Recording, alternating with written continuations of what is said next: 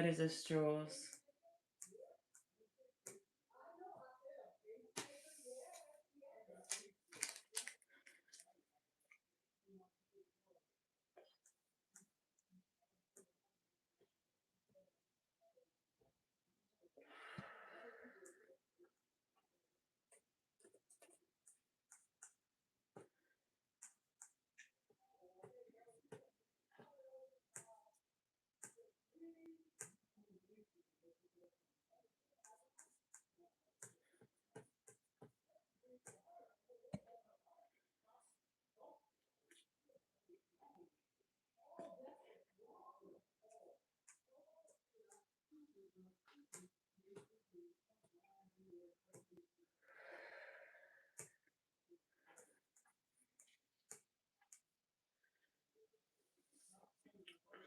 Hi.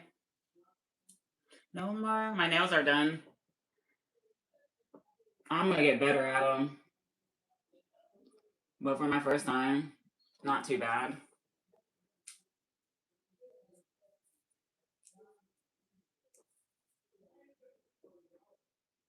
Mm, I really haven't been in the twerk mood.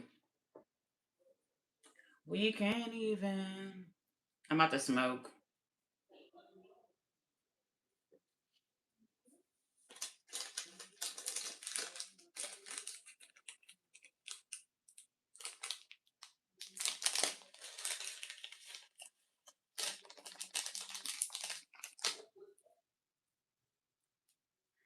Hi.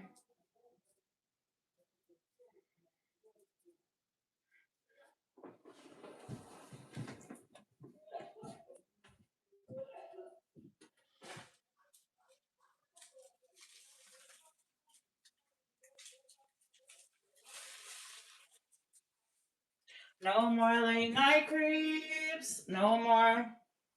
No more dough. I just have on sweatpants and a t-shirt today. I mean, you can literally see the whole outfit.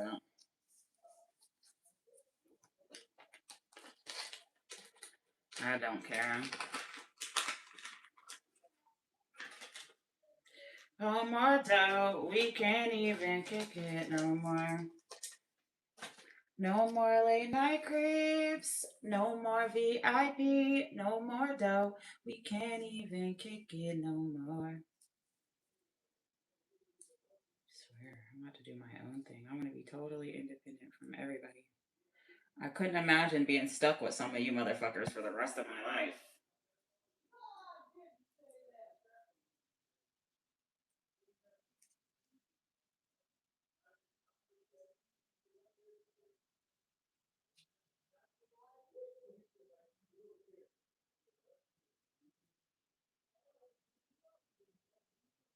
It's like I'm really not worried about it because as long as I keep doing my YouTube,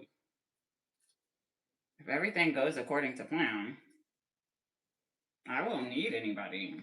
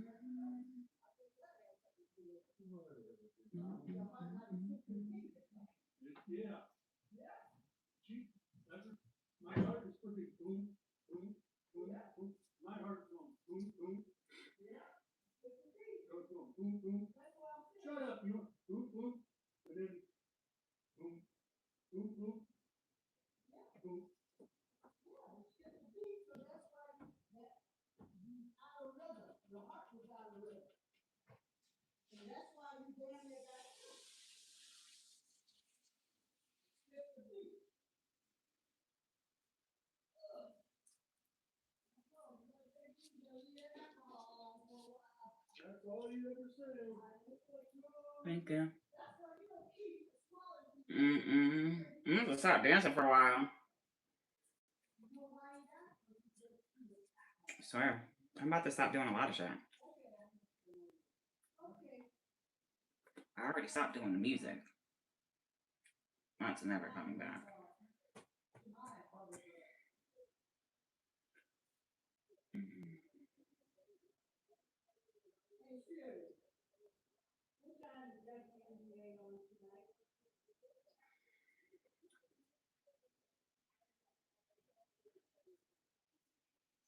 You know what a dog needs? I'm kind of starting to get hungry.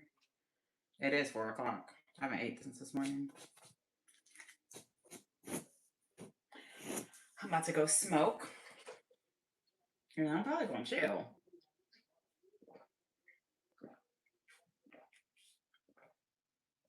No, John, I'm probably not doing nothing until I get the Airbnb this weekend. Dog for life.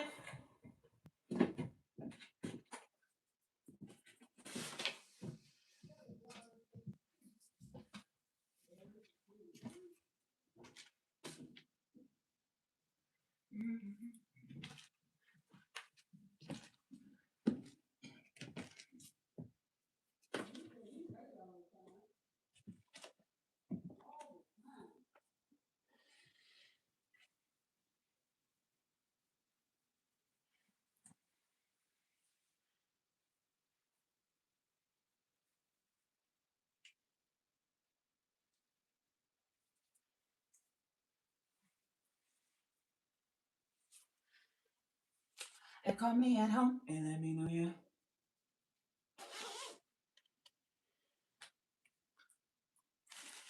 Plus, I wouldn't be so indecisive if this was the right decision. Deep down, I know that this isn't a good choice. That's why I change my mind every day. I never second guess anything I'm sure about. You make it back in one piece.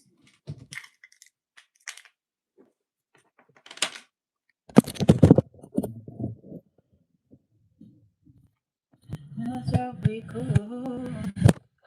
Lay on your back, I got your back if you fall. Yeah.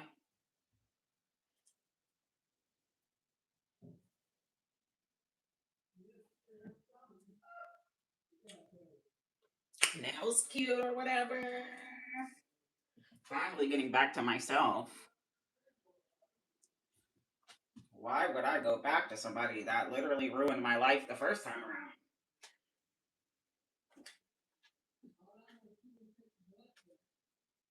So they could ruin this shit again?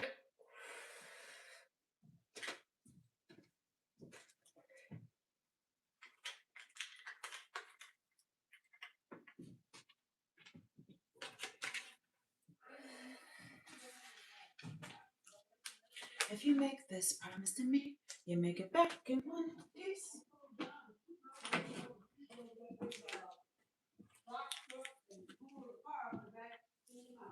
I swear, and my content been dry as hell lately because I really haven't been caring.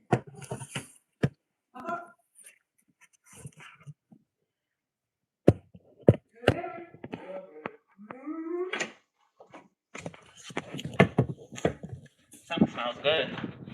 Huh? Yeah.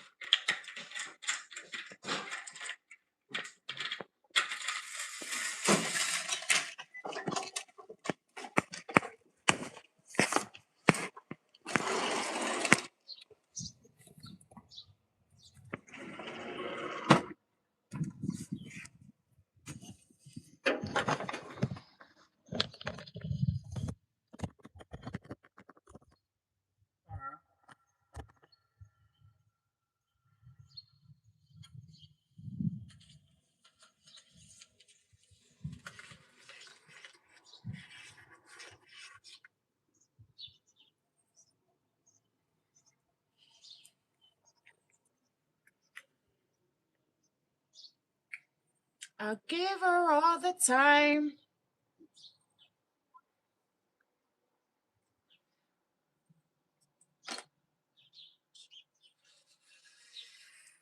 Trying to get used to having nails again. I should put some rings on.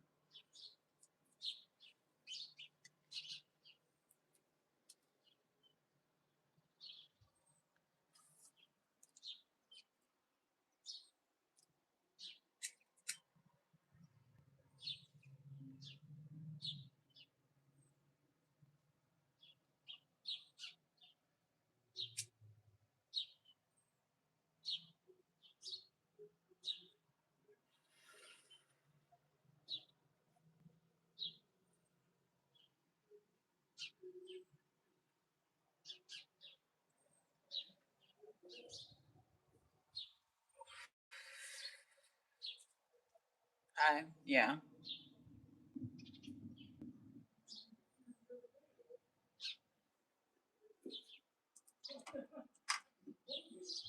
It's just little G's girl that ass so fat.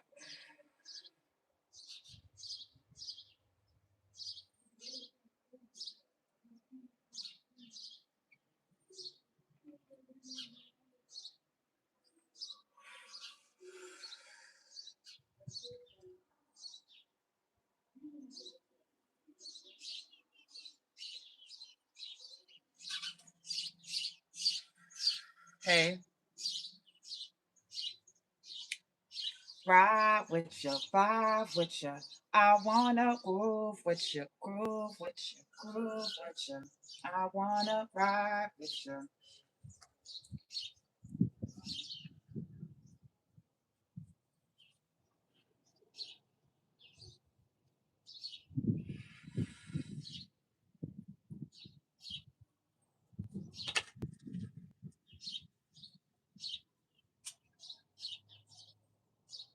That, oh, you're so beautiful.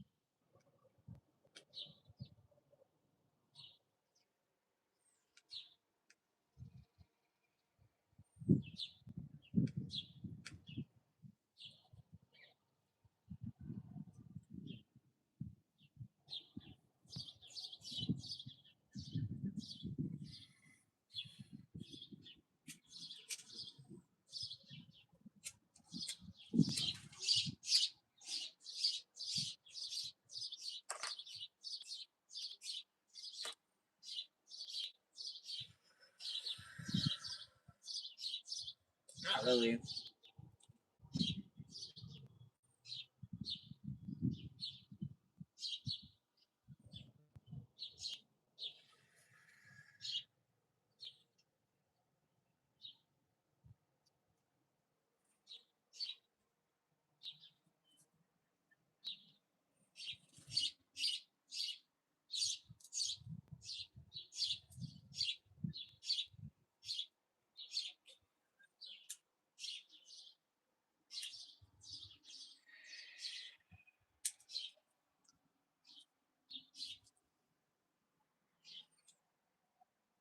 My love.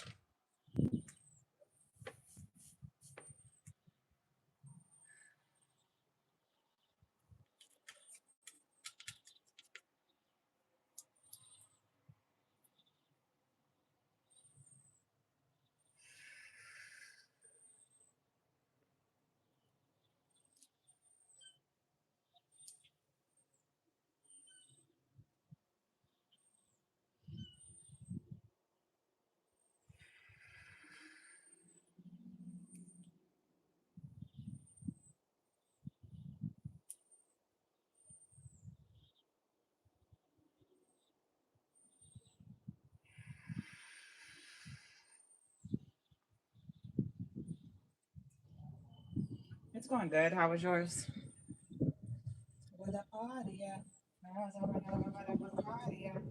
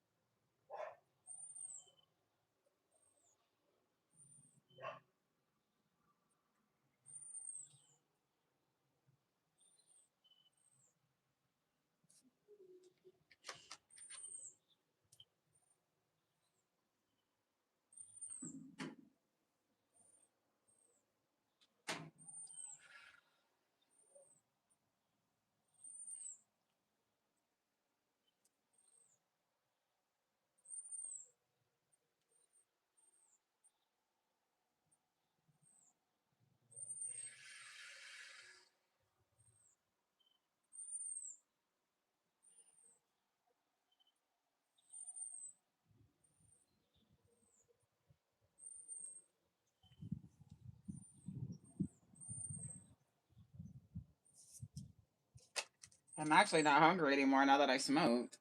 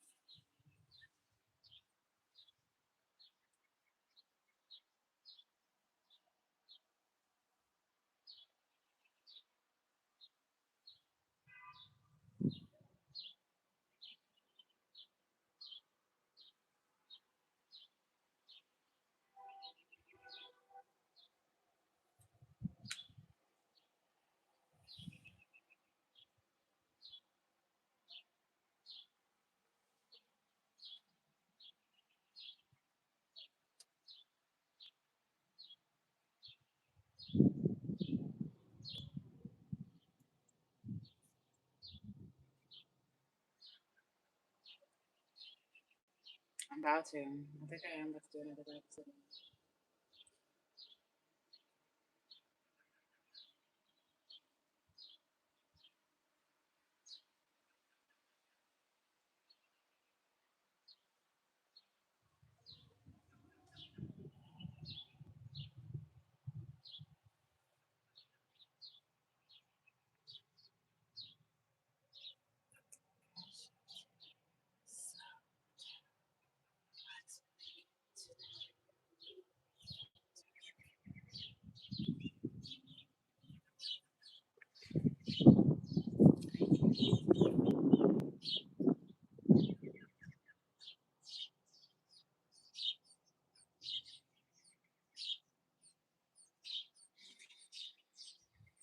I'm not in the best mood today, guys. I ain't even gonna hold y'all.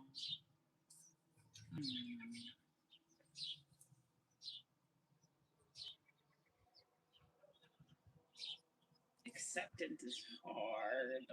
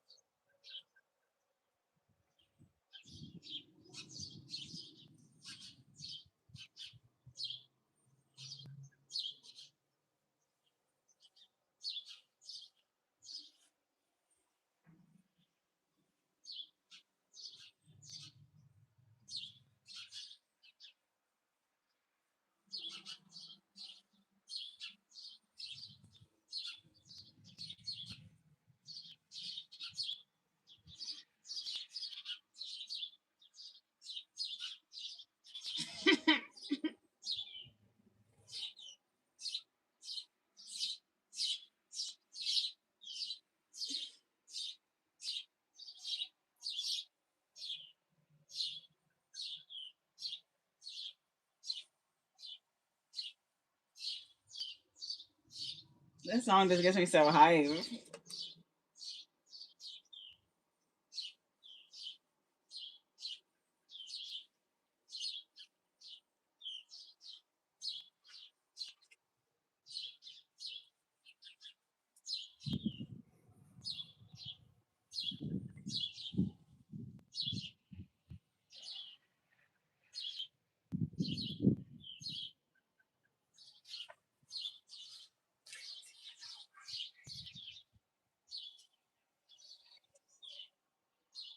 I gotta learn how to do the splits again. I really gotta fuck it up. I have a chip on my shoulder. A big ass chip.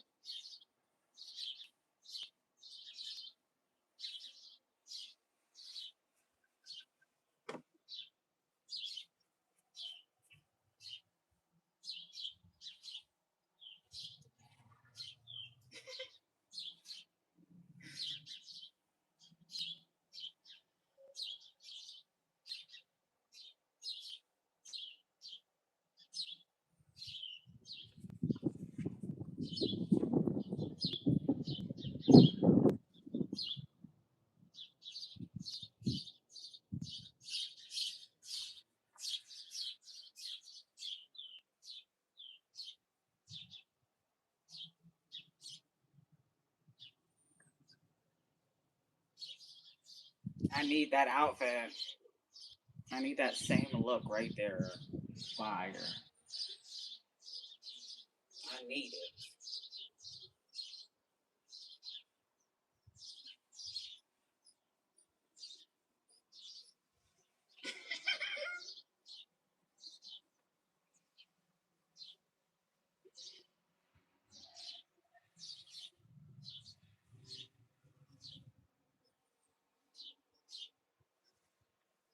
Maybe make it gold instead of silver.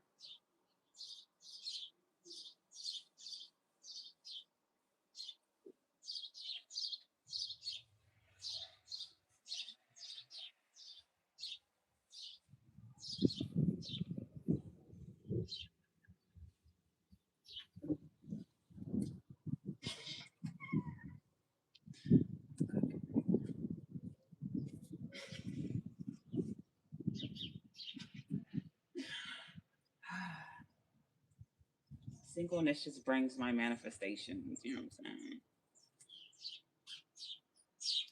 Hating ass nigga comparing you to every other bitch every 5 seconds.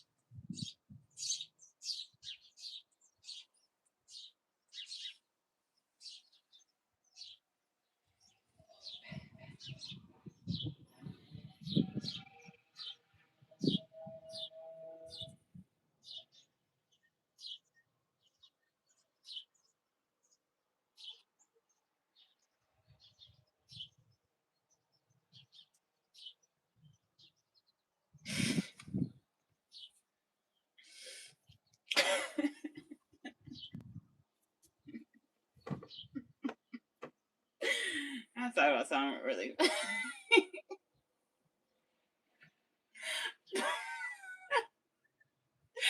But I just be joking. I swear people can't take a joke, bro. Like, goddamn. This shit was funny.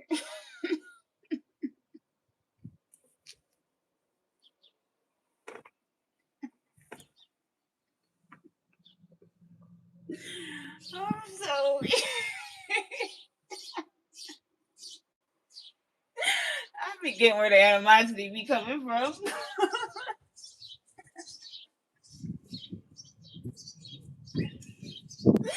But I be joking.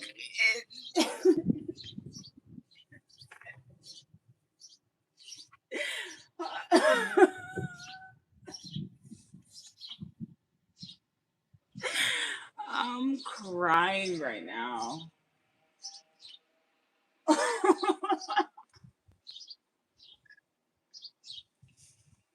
Y'all know what joke I'm talking about. I'm not even gonna repeat that shit.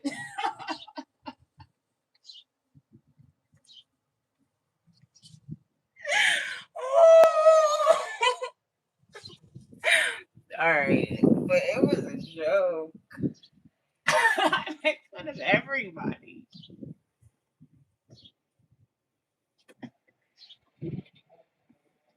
You're just mad because I'm funnier than you.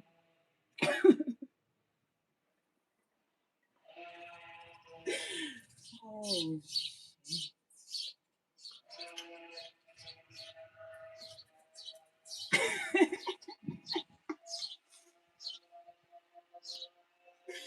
I'll be lighting everybody up. Y'all just don't be seeing it. Oh, shit.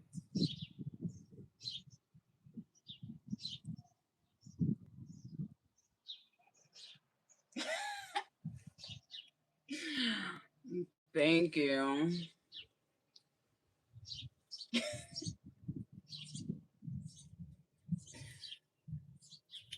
Damn, I needed that laugh, I swear.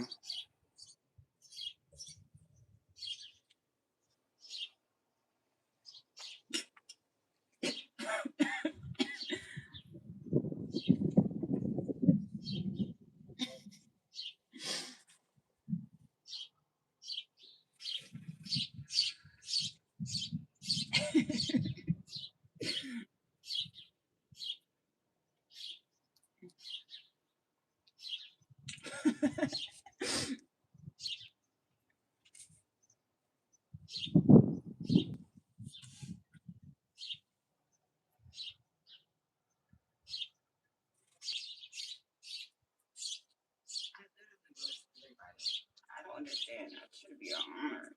I don't roast you. That means I don't know who you are.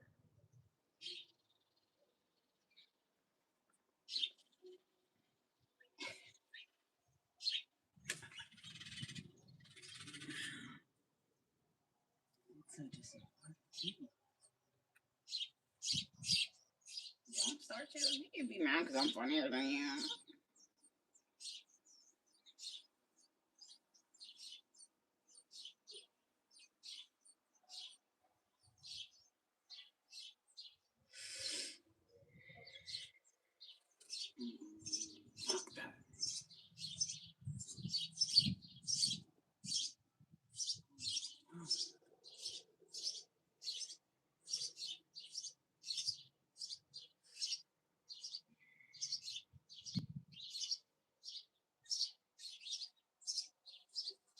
Fuck. I'm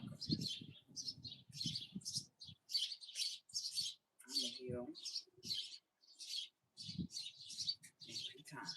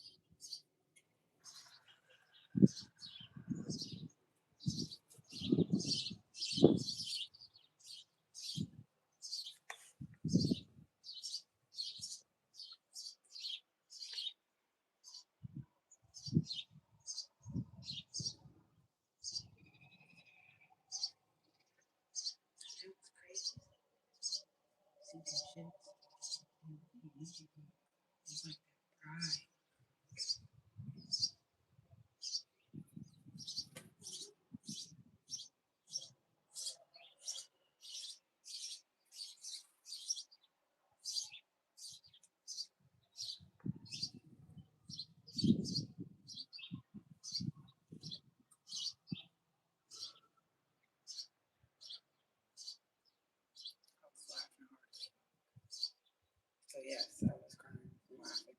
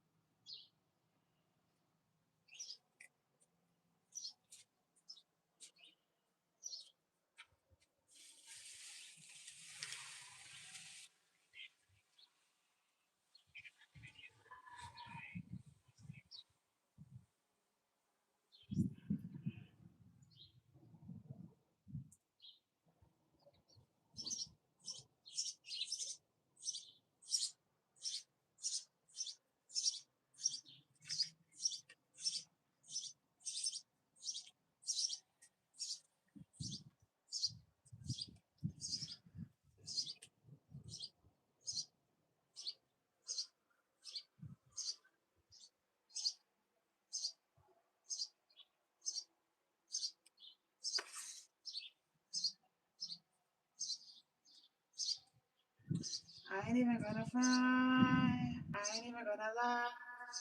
Since you woke up in the car, I've been giving you the eye.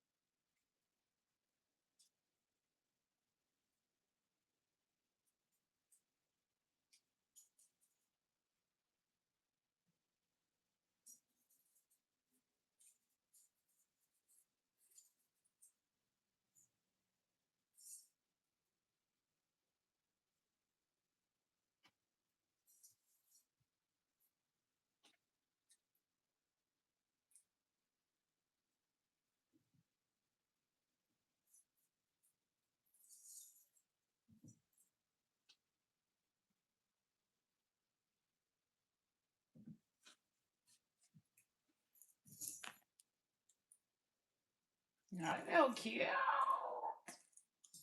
I felt girly again.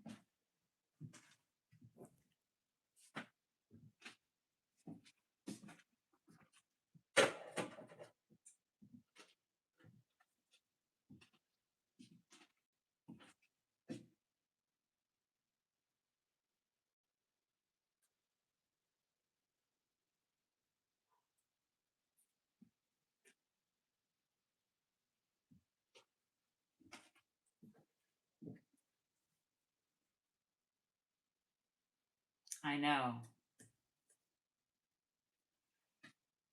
It's ridiculous.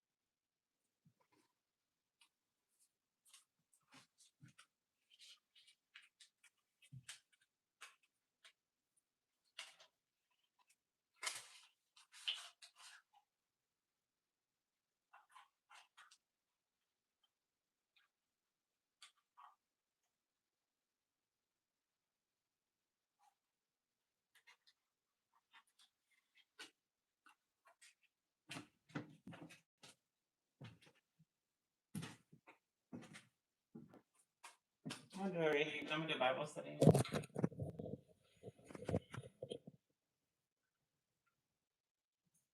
Yeah.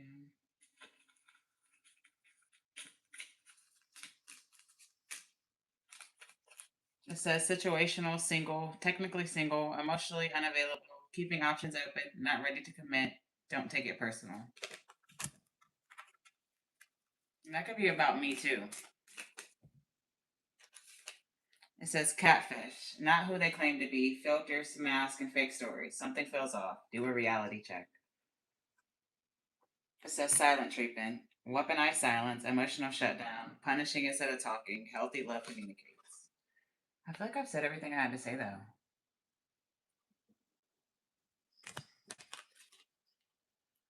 It says past life, instant familiarity, deja vu, and connection, old karma resurfacing. You've met before, just not here.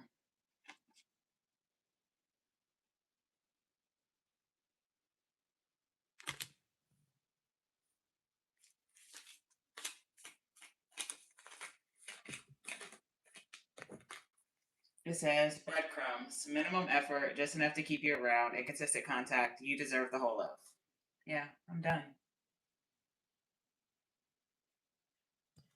Plastic smiles, forced kindness, polite but cold, compliments that don't feel real. Don't mistake courtesy for connection. It's a girl in a green shirt. All these fake ass people around me, which I already know.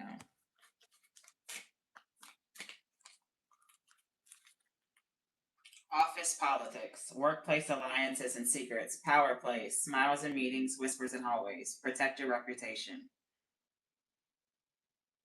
Politics. And he actually, I think he dropped that song at some point. Like he redropped it or like posted it. So like that also was confirmation.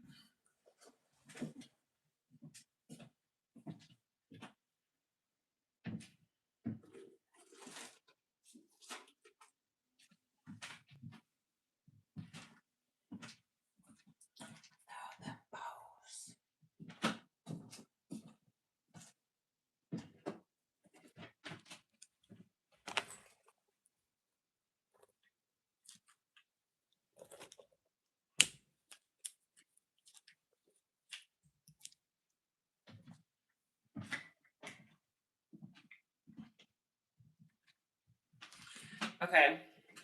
It says closure. It says final chapter, accepting what happened, answers of self made peace. You don't have to wait for an apology. Told you. I'm done. I don't even want one. Jealousy. It says comparison and envy, fear of losing a spot, projection of their own insecurities. Not everyone claps when you win.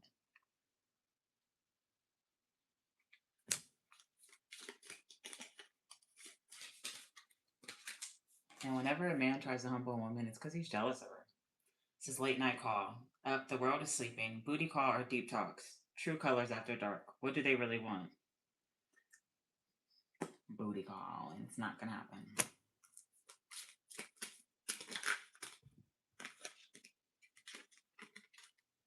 It says boundaries, saying no without guilt, protecting your time and energy, teaching people how to treat you. This is my line.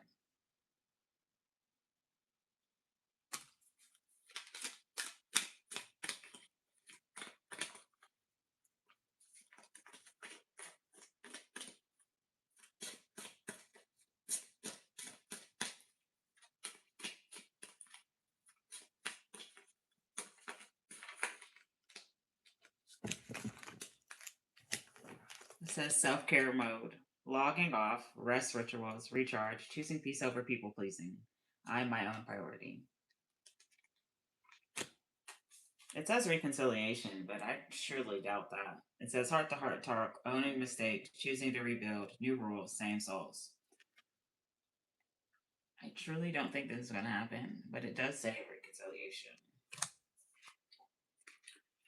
It says wake up call, sudden clarity.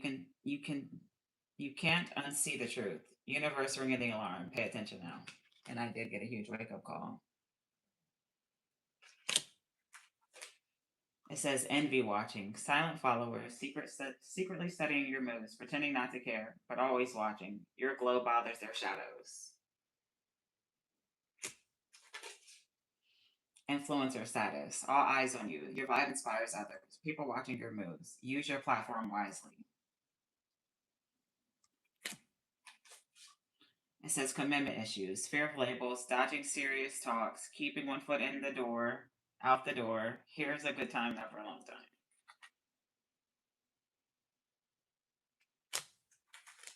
Nah. It says healing era.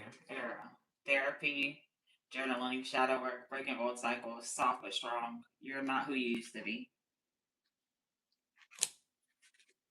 It says drama magnet. Chaos follows them everywhere. Constant beat, constant stories. Peace feels boring to them. You don't have to join the show.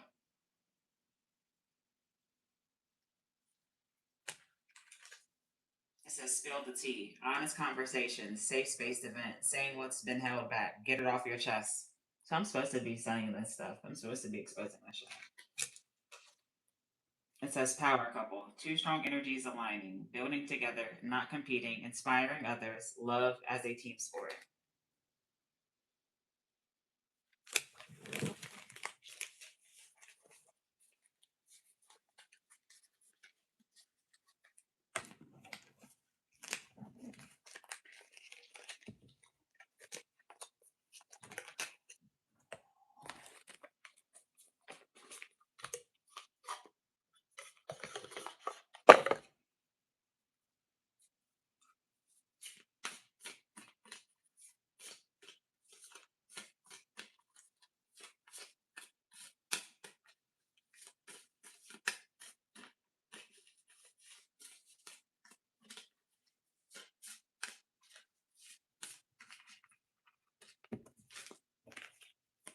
It says divine timing. Everything has a higher purpose. Peace. Peace and contentment is coming to you. Yes, God. That's really what I've been asking for. See, that's literally what I've been asking God for.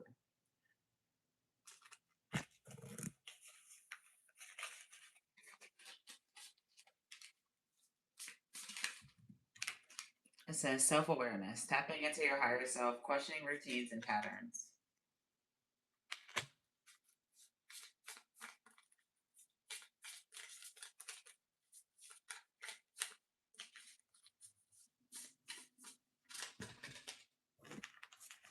It says sacrifice, giving up something now for a future reward. Release, release grudges, wounds, and pent up feelings through healthy activities. Obsession, focusing too much on one situation, the need to take a step back. Manifestation, law of attraction, thoughts becoming things.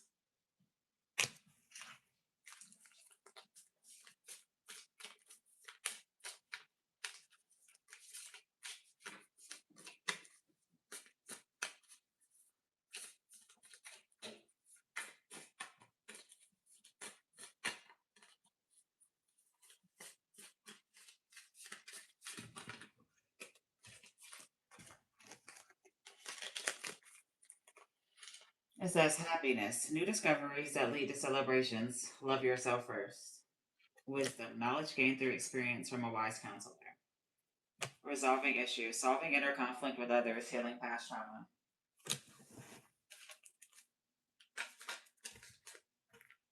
Overcoming obstacles, get back on your feet, gain strength from difficult situations.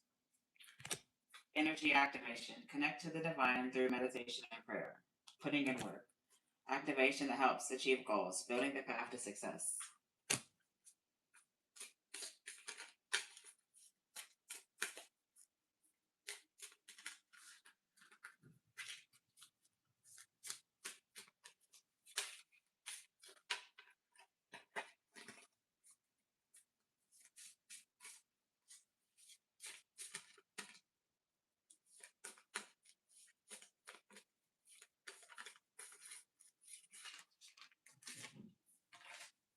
It says a new opportunity. It says insight gained from a new experience, job, or partner.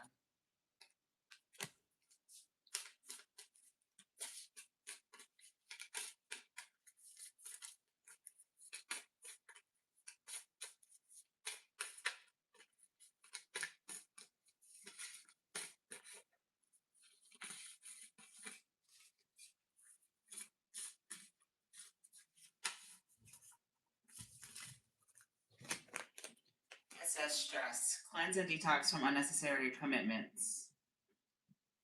Determination and persevere. Determination, perseverance, and self discovery. I'm gonna think I'm gonna do one more poll and then I'm gonna stop.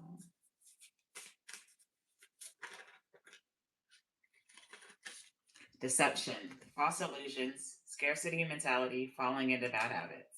I already know I'm being deceived. I can tell. It says elevation, feed out what doesn't serve you, reevaluate the situation. Yeah, I can tell when I'm being deceived. Sometimes I have to really fully put everything together. Sometimes I don't have enough information. But I can tell when something's not right. When something's not right. Just don't break my heart.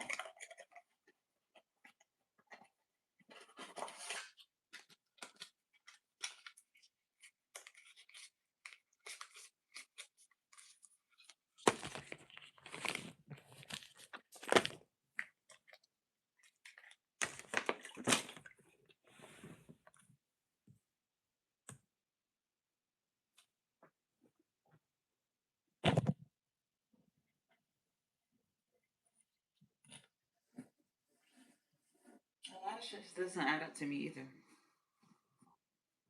Nor do I care. We're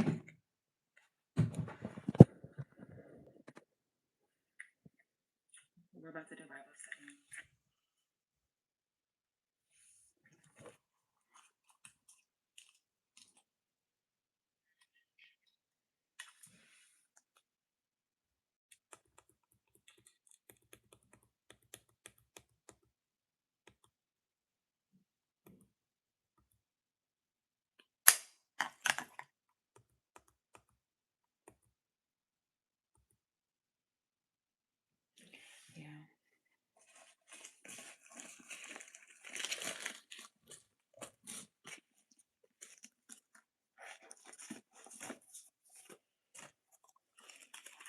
It says two kings. It says, after King Habab's death, the nation of Moab declared its independence and refused to pay tribute to Israel any longer. Israel's new king, Ahaziah, had fallen off the upstairs porch of his palace at Samaria and was seriously injured. He sent messengers to the temple of the god Baal Zebub at Ekron to ask whether he would recover. But an angel of the Lord told Elijah the prophet, Go and meet the messengers and ask them, is it true that there is no God in Israel? Is that why you are going to Baal Zebub, the god of Ekron, to ask whether the king will get well? Because the king Ahaziah has done this, the Lord says that he will never leave the bed he is lying on. You see what I mean? They're tapping into their demonic God and asking them if everything that I'm saying is true or not. It says, he will surely die. When Elijah told the messengers this, they returned immediately to the king. Why have you returned so soon? He asked them. A man came up to us, they said, and told us to go back to the king and tell them, the Lord wants to know why you are asking questions of Baal-zebub, the god of Ekron. And then you know what's crazy? Even that like photo shoot was really kind of like a warning sign to me too, because there was a mask, and that shows you. And then even in the thing, my card says mask falling off. I think that that was about him. And then he had the mask, and it also represents Two Faced.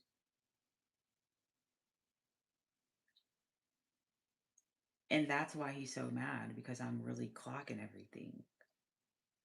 I'm seeing it.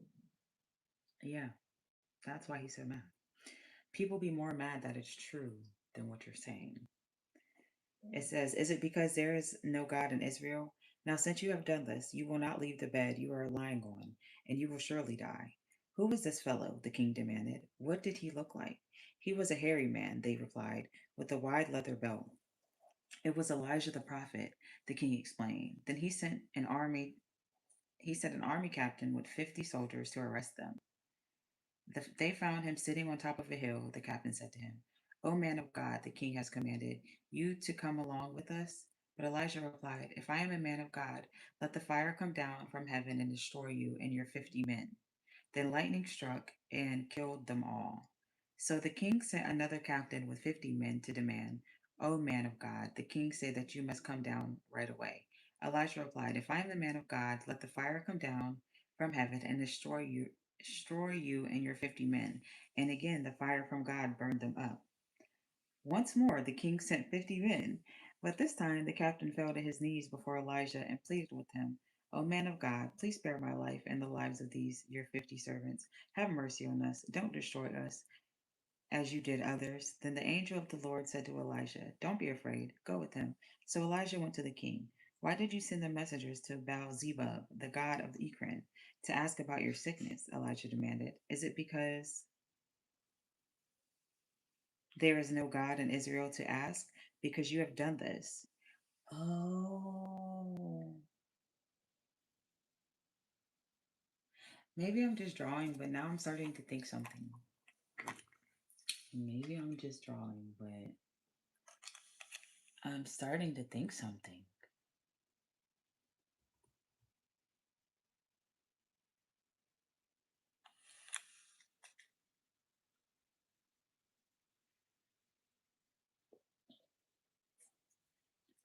God kept saying he's sick.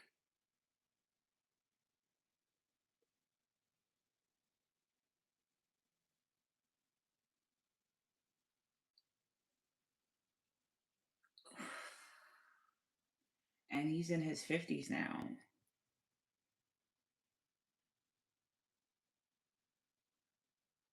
He would have had that shit before motherfucking all them treatments and shit came out.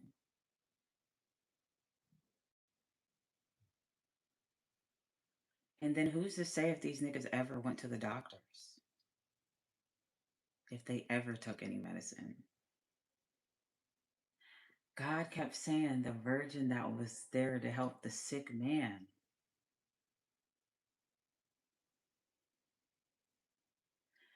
This nigga ain't trying to find love. He's just trying to get motherfuckers sick. Oh, hell no. He's sick.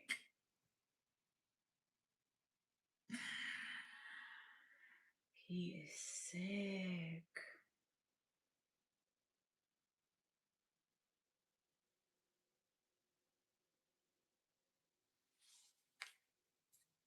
Mm.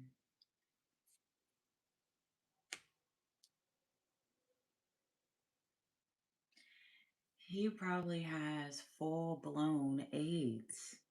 He probably doesn't have HIV anymore. His days are probably really numbered.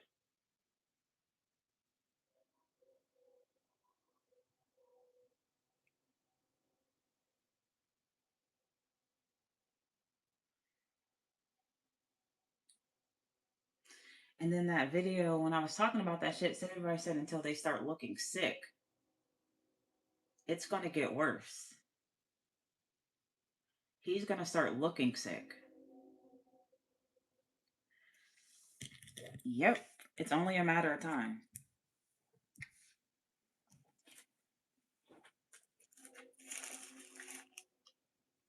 Why do you think he doesn't rap like that anymore? Why do you think that he doesn't do shows like that anymore? He probably physically can't.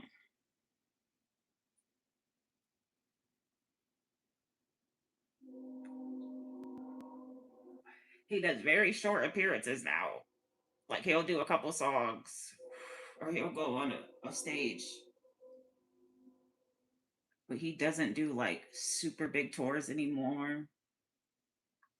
That nigga's sick. That's why God rejected this. He sent that girl in to get that shit. And so I wouldn't. Because he was never going to tell me that shit.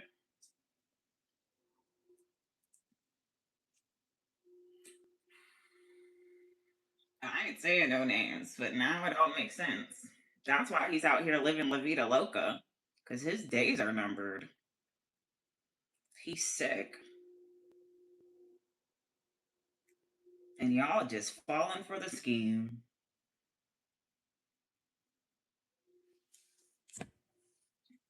Let's keep going to this. It says,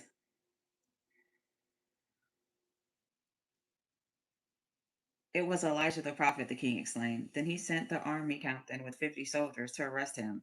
They found him sitting on top of a hill. The captain said to him, "O man of God, the king had commanded you to come along with us." But Elijah replied, "If I am the man of God, let fire come down from heaven and destroy you and your 50 men." Okay, I already did that. Why did you send messengers to Elijah man? Is it because there is no God in Israel to ask? Because you have done this? You shall not leave this bed. You will surely die. So Hazael died as the Lord had predicted through Elijah, and his brother Jehoram became the new king. For Ahaziah did not have a son to succeed him. This occurred in the second year of reign of King Jehoram of Judah. The rest of the history of Ahaziah's reign is recorded in the annuals of the king of Israel. Now the time came for the Lord to take Elijah to heaven by means of the whirlwind. Elijah said to Elisha as they left Gilgal, "Stay here, for the Lord has told me to go to Bethel." But Elijah replied, "I swear to God that I won't leave you." So they went on together to Bethel. There, the young prophets of Bethel Seminary came out to meet them and asked Elisha, "Did you know that the Lord is going to take Elijah away from you today?" "Quiet," Elisha snapped. "Of course I know it." Then Elisha said to Elisha, "Please stay here in Bethel, for the Lord has sent me to Jericho." But Elisha replied again, "I swear to God that I won't leave you." So they went on together to Jericho. Then the students of Jericho Seminary came to Elisha and asked him, "Do you know what the Lord is going to take away your master today?" "Will you please be quiet?" he commanded. "Of course I know it." Then Elisha said to Elisha, "Please stay here, for the Lord has sent me to the Jordan River." But Elisha replied as you before, "I swear to God that I won't leave you." So they went on together and stood beside the Jordan River. 50 of the young prophets watched from the distance. Then Elijah folded his cloak together and struck the water with it, and the river divided, and they went across on dry ground. When they arrived on the other side of Elijah said to Elisha, "What wish shall I grant you before I am taken away?" Then Elisha replied, "Please grant me twice as much prophetic power as you have had." "You have asked a hard thing," Elijah replied.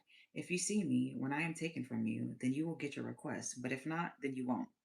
But they were walking along, talking. Suddenly a chariot of fire, drawn by horses of fire, appeared and drove between them, separating them, and Elijah was carried by a whirlwind into heaven.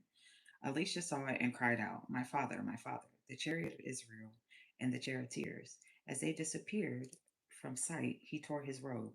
Then he picked up Elijah's cloak and returned to the bank of the Jordan River and struck the water with it. "Where is the Lord God of Elijah?" he cried out. And the water parted, and Elisha went across. Then the young prophets of Jericho saw what had happened. They exclaimed, "The spirit of Elisha rests upon the Ashai." And they went to meet him and greeted him respectfully. "Sir," they said, "just say the word, and 50 of our best athletes will search the wilderness for your master. Perhaps the Spirit of the Lord has left him on some mountain or in some ravine." "No," Alicia said, "don't bother." But they kept urging until he was embarrassed and finally said, "All right, go ahead." Then 50 men searched for 30 days and didn't find him. Alicia was still at Jericho when they returned. "Didn't I tell you not to go?" he growled. Now a delegation of the city officials of Jericho visited Alicia. "We have a problem," they told him. "The city is located in the beautiful natural surroundings, as you can see, but the water is bad and causes other women to have miscarriages."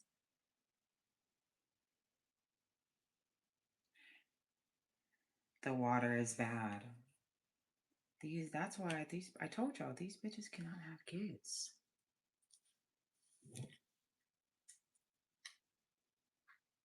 That's why, number one reason why they hate me so much. It says, "Then he went out of the city well and drew the saw in and declared, 'The Lord has healed these waters. They shall no longer cause death or miscarriage.' And sure enough, the water was purified, just as Elisha had said. From Jericho he went to Bethel. As he was walking along the road, some young boys from the city began mocking and making fun of him because of his bald head. He turned around and cursed them in the name of the Lord. And the two bears came out of the woods and killed 42 of them. Then he went to the Mount Carmel and finally returned to Samaria.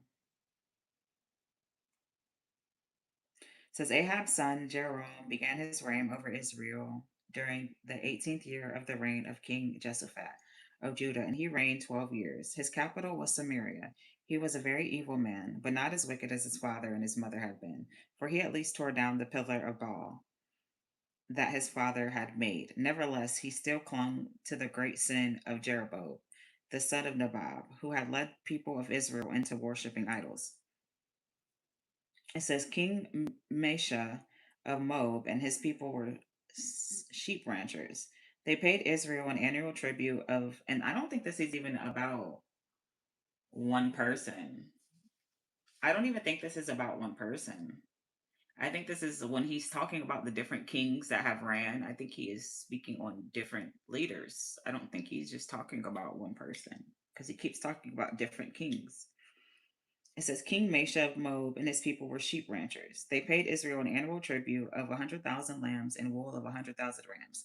But then, after Habab's death, the king of Moab rebelled against Israel. So the king of Jeroboam mustered the Israeli army and sent this message to King Jehoshaphat of Judah. "The king of Moab has rebelled against me. You will help me fight him." "Of course I will," Jehoshaphat replied. "My people and horses are yours to command."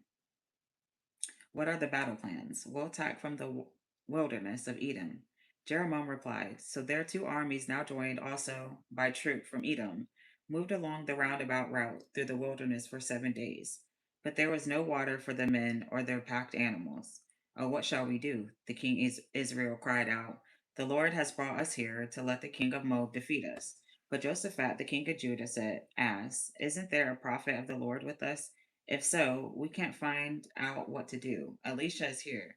One of the king of Israel officials replied. Then he added, he was Elijah's assistant. "Fine," Josaphat said. "He just the man we want." So the kings of Israel, Judah, and Edom went to consult Elisha. "I want no part of you," Elisha snarled at the king Jeroboam of Israel. Go to the false prophet of your father and mother. But King Jerome replied, No, for it is the Lord who has called us here to be destroyed by the king of Moab. I swear by the Lord God that I won't bother with you except for the presence of the King Josaphat of Judah. Elisha replied, Now bring me someone to play the lute. And as the lute was played, the message of the Lord came to Elisha. The Lord says, To fill this dry valley with trenches to hold the water, he will send. You won't see wind nor rain, but this valley will be filled with water, and you will have plenty for yourselves, and you will have plenty for yourselves and your animals. But this is only the beginning, for the Lord will make you victorious over the army of Moab. You will conquer the best of their cities, even those that are fortified, and ruin all the good land with stone. And sure enough, the next day, at about the time when the morning sacrifice was offered, look, water. It was following from the direction of Edom, and soon there was water everywhere. Meanwhile, when the people of Moab heard about the three armies marching in against them, they mobilized every man who could fight, old, young, and stationed themselves along their frontier. But early the next morning, the sun looked red, and as it shone across the water, blood, they explained.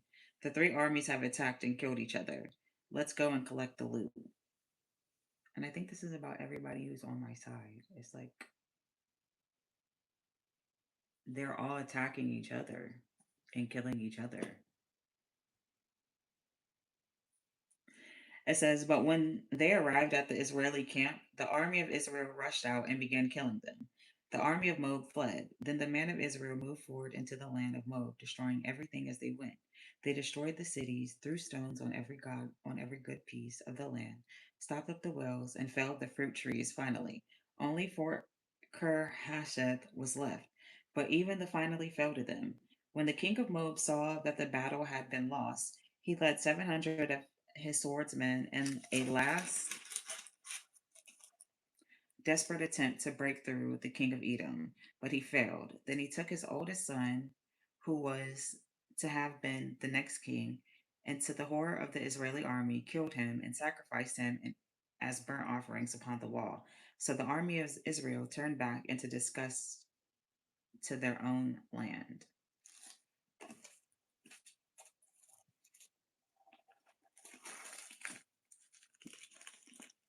It says he sacrificed his own brother. I think that was about a lot of people. And they said that brought disgust to the land because people are out here harming their family members.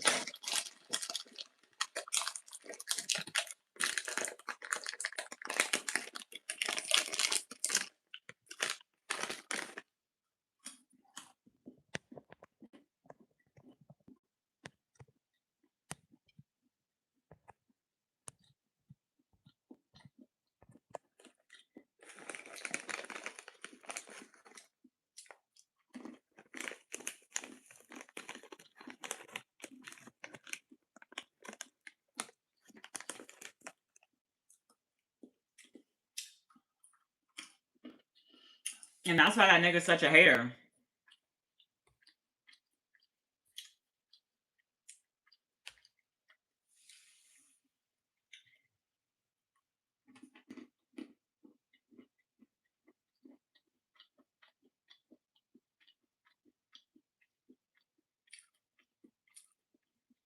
And then don't you remember that they stopped doing that brunch for a couple years? That would make sense.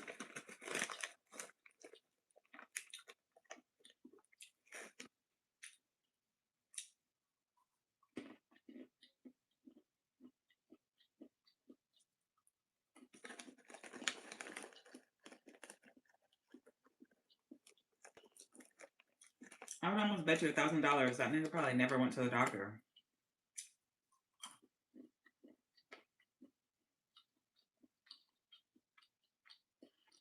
I can just see how in denial he is about everything.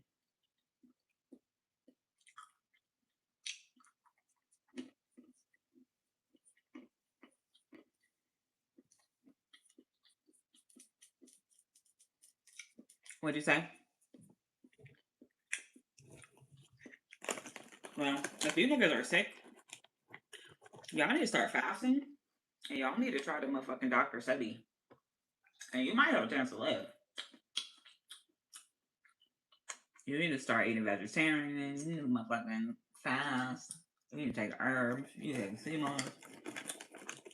And drinking liquor gotta go. That should just speed lighting your life. That's probably why the nigga drinks every night. That's what they keep saying. The nigga drinks a lot. See, everything that they projected onto me is actually what they do.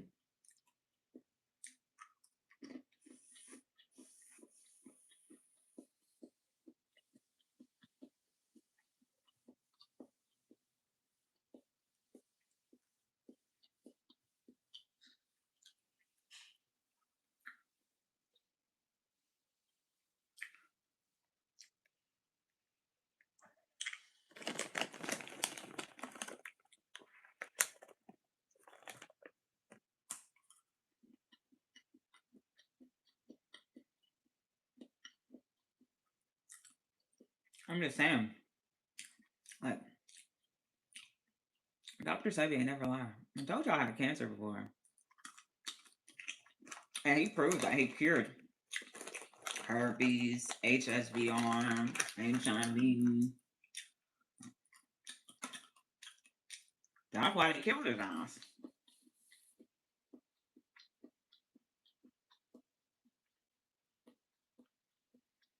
No.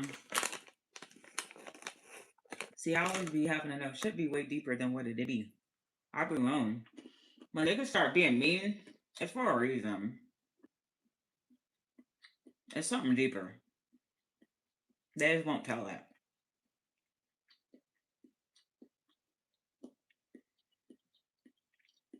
Hi. Yes, I am. Oh, me, I won't help out my friends though.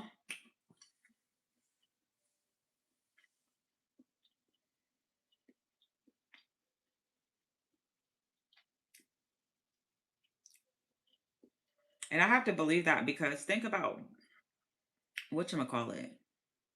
He died from fucking AIDS. Whatchamacallit.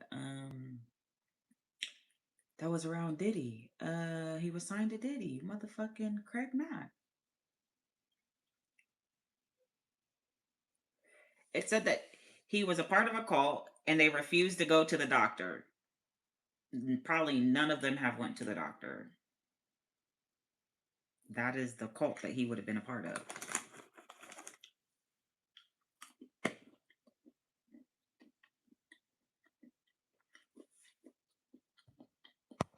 Yeah, because I don't got the cooties, bitch.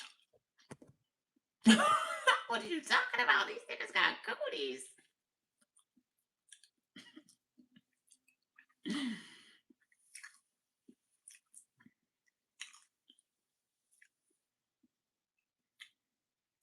That's why these niggas are so mean and violent. It'd be bigger than just this shit. Cause I'd be like, how is a person so fucking mean and do such evil ass shit and try to ruin somebody's life because they're really going through it? But people put on a mask and fake it with themselves and fake it with everybody else around them and never keep it real. It ended up taking it out of the wrong people.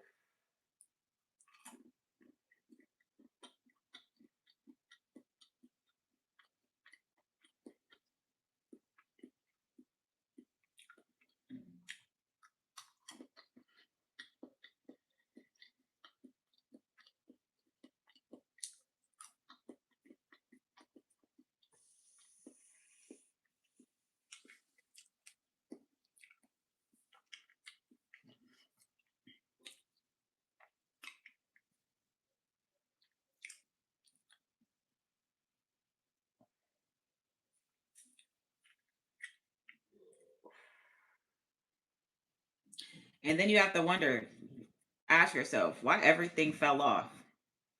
Why people stop fucking with each other? Why hip hop seems so dead? Why it's not alive no more? Why ain't people outside really doing shit no more? Motherfuckers start coming back outside because I built their confidence and feeling good about themselves. that they forgot about what they was really going through behind closed doors, but then they used that confidence to shit on me.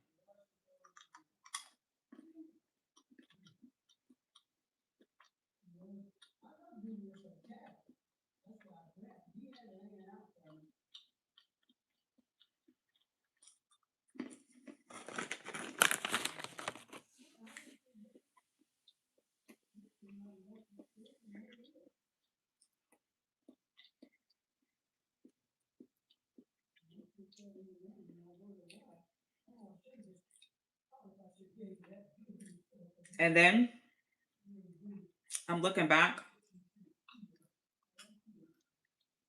I really don't want to say her name, but it's somebody that's an influencer. She had got sick. She said she got something else, but I don't think it was that.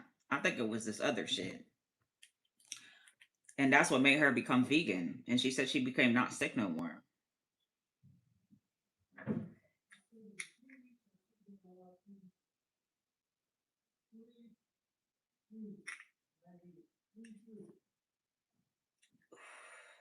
But she was never able to heal people because she is false. She's a false healer.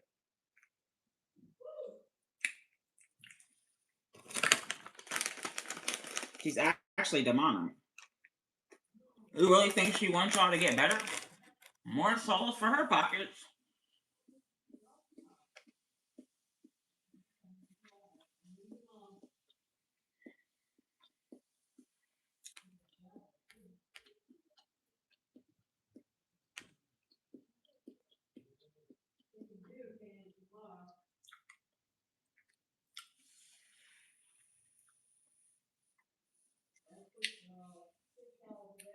You have to, you need to start fasting. You need to go vegan. You need to get all that mucus out of your body. You need to start taking sea moss. Let me see. What are some things that grow your T cells? Because I think there's like stuff that you can eat that grow your T cells.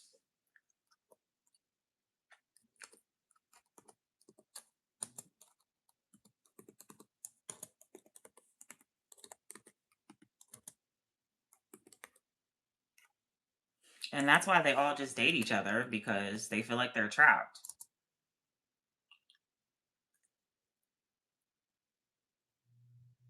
They really hate each other.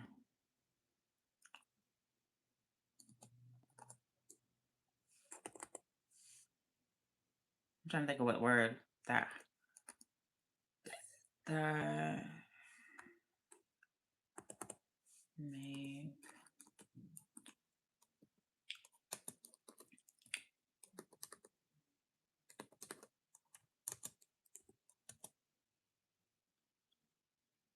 I think it's T cells. Is that the word? It might be something else. No, that's cancer. Hold on.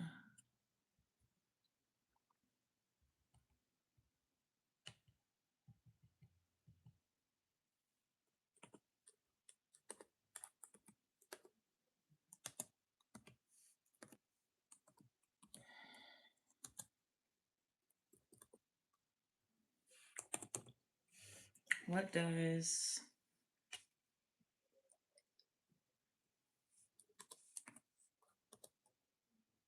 Oh, it is T cells.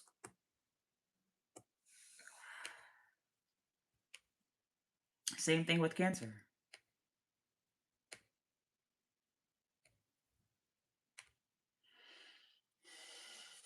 It says increasing T cells production and activity involves a combination of healthy lifestyle choices that reduce chronic inflammation, provide necessary nutrients for immune cell maturation, and to boost metabolic energy. Key strategies include eating a diet rich in antioxidants, regular exercise, and stress management. Antioxidant rich foods, diets high in fiber and vitamin C, A, and E support T cell production and differentiation. Top choices include berries, blueberries, strawberries, leafy greens, spinach, kale, cruciferous vegetables like broccoli, cauliflower, and citrus fruit. Garlic, green tea, healthy fat and protein, like lean proteins, fish, skinless chicken, beans, lentils, are essential for creating T cells.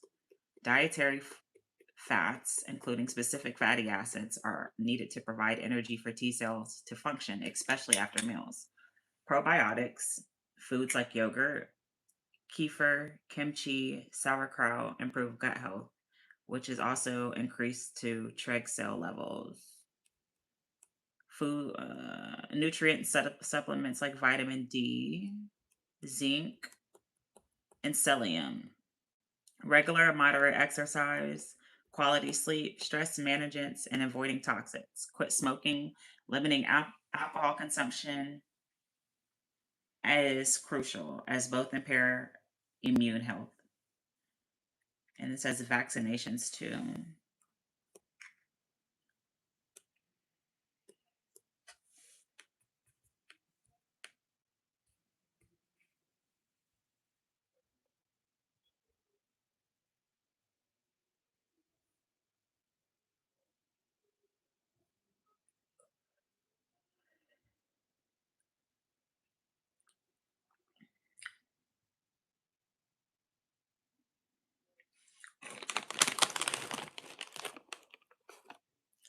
I don't want to.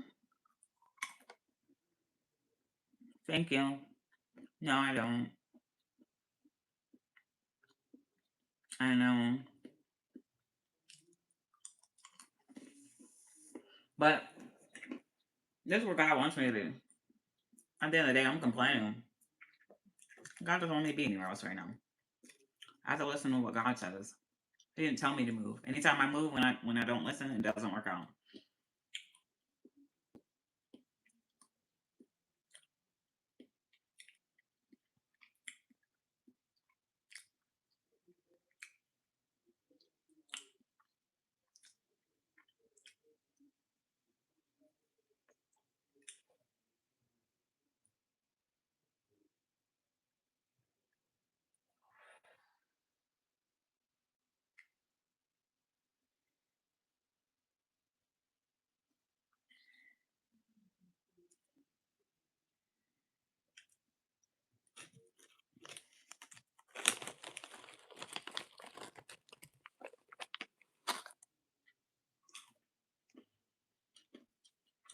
I remember that because you remember. I remember when I said that shit, and I ain't gonna say his name, but he posted it himself.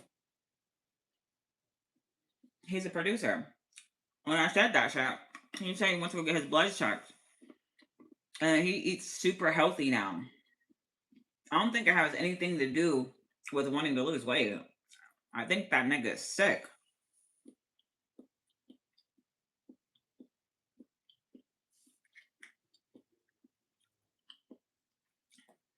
And then somebody else posted their blood results too. Like they were telling me, but I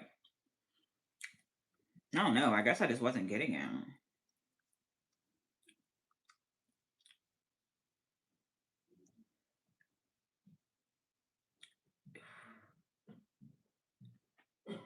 And then another singer tried to tell me.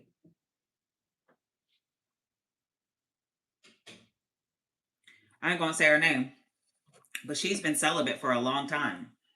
And I think that's probably why. I ain't gonna say her name though. But she definitely tried to tell me.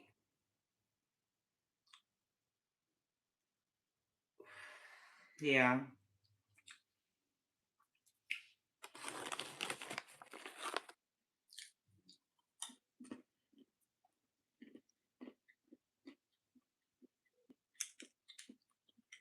And that's why they don't do kid stars anymore. It's very rare because they actually kind of feel guilty. Because I'm like, what happened to like Disney? And they actually felt guilty for doing that shit to them.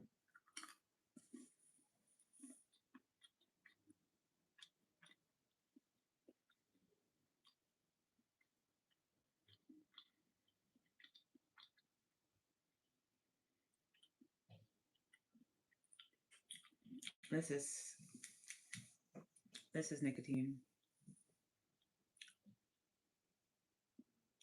Hi.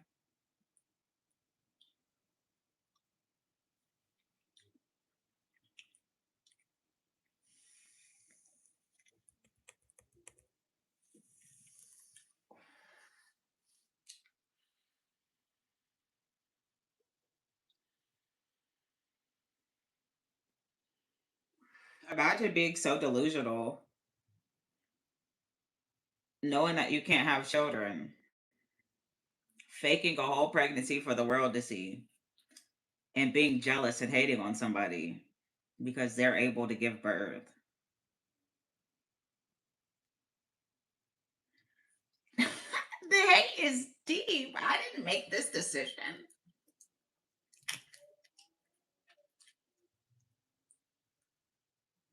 I'm not clarifying. I don't want to say anybody's name.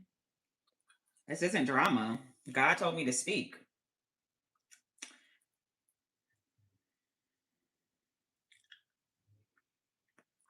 Being in denial about a situation doesn't make the situation go away. And that's why you niggas are getting sick and passing away. Because you're in fucking denial.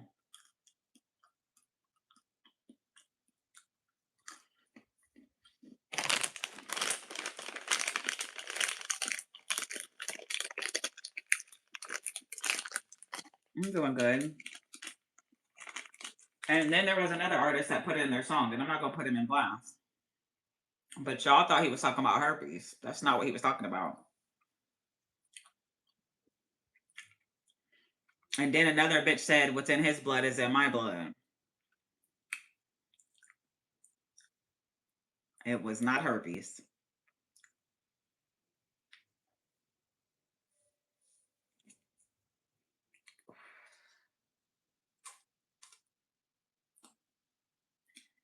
And that would be a reason to let a nigga treat you bad because you feel like you can't be with nobody else.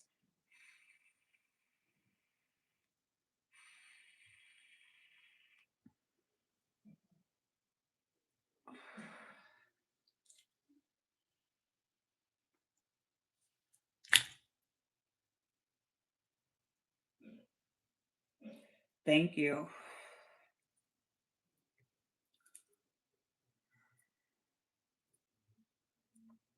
Yeah.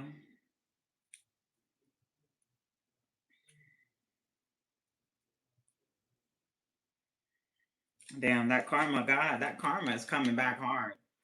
Let me tell you, if you still in the early stage of this shit, you better start treating that shit. Because once you go full blown, it's hard to heal. You can save yourself in the early stages when you first get that shit. Y'all seen that model? Do y'all remember that viral that went viral?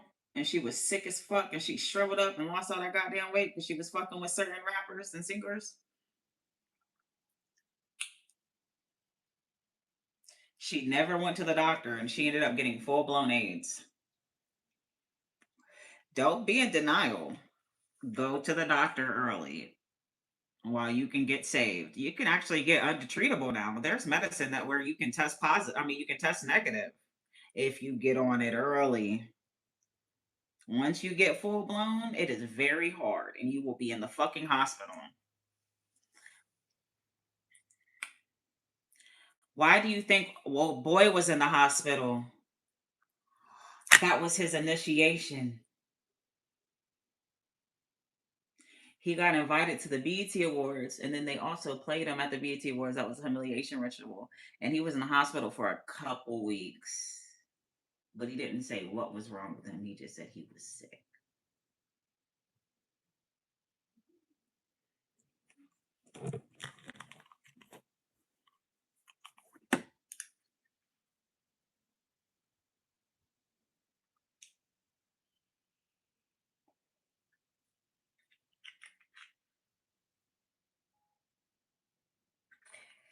Yeah.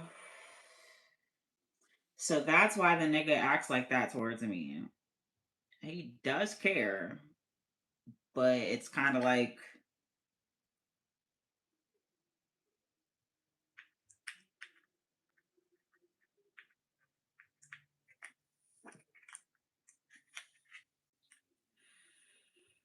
Hi.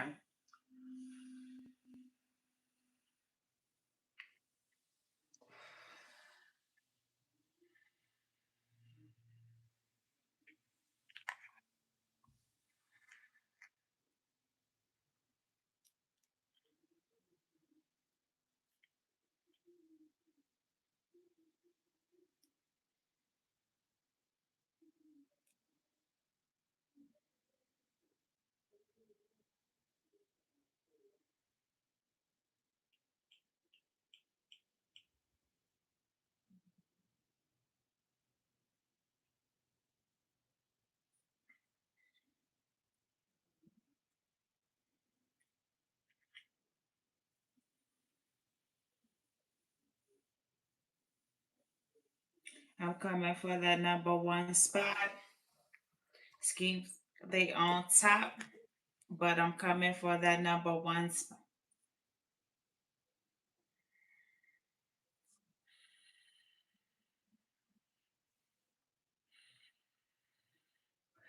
Thank you.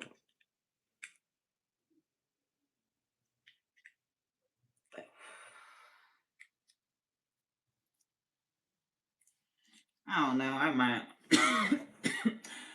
That's why I think a certain artist, I ain't gonna say her name, but she went vegan. I think that's why, to heal herself.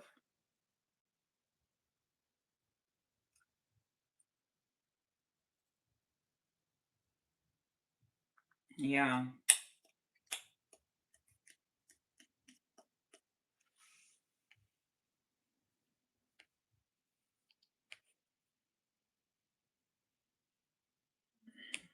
That's why these niggas be on drugs. Trust me, I had a scare before. That shit almost gave me a motherfucking heart attack. I know what that shit is. The only thing that saved me was Jesus saying, "Baby girl, you are okay." Then I started being okay again. I was like, okay, I got that shit. Thank Jesus.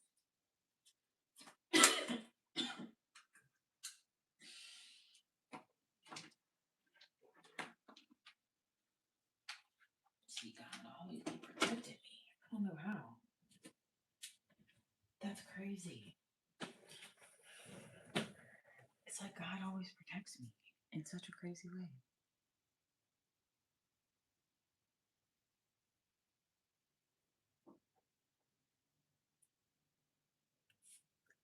Oh no, I'm not. You bitches ruin y'all's life.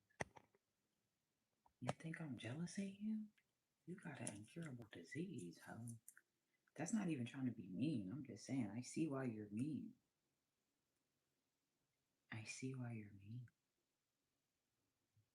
I would be mad too.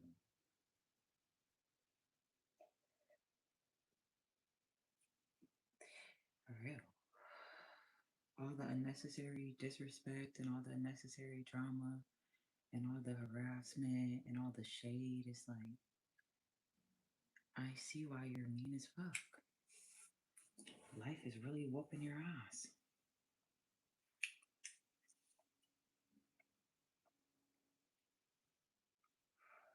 Y'all just be making it look good for the camera.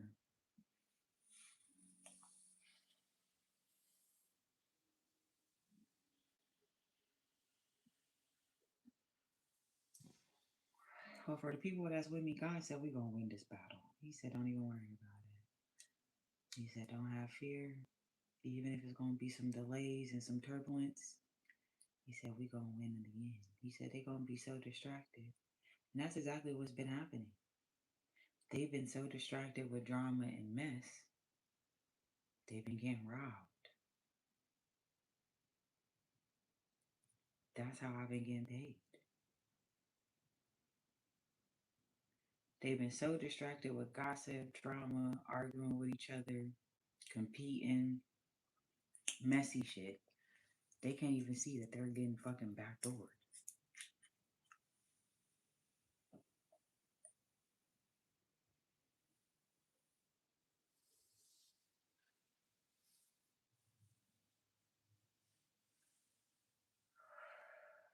So it's like I don't even have to worry about who's doing weird shit behind the scenes. Just gotta relax, chill, and keep doing what I've been doing. Stay calm, collected, stay on my path, and everything's gonna work out. I ain't worried about it. Shit, like I said, I guess I'll cry with all these racks. However will I live? So, yeah. I ain't picking a man over my bag though. That's for shit show. Cause a man ain't ever picked a bag over me. Sorry.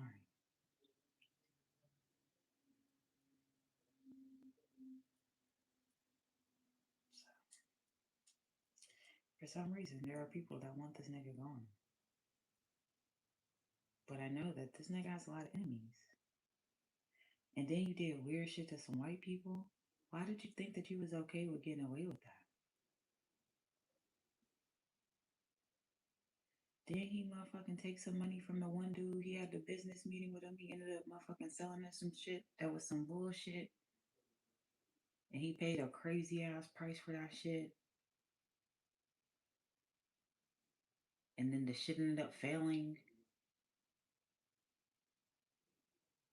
You don't think people be remembering shit like that?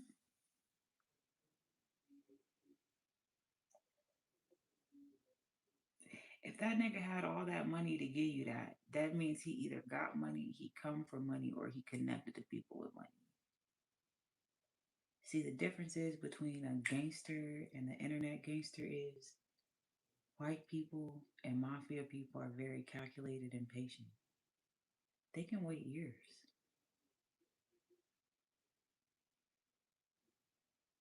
They ain't even gonna say nothing about it. They'll even let you think you got away with that shit. And then something happens to your ass.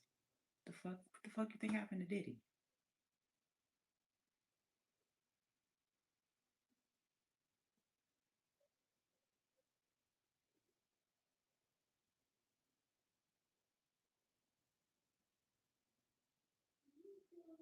Somebody definitely want that nigga gone.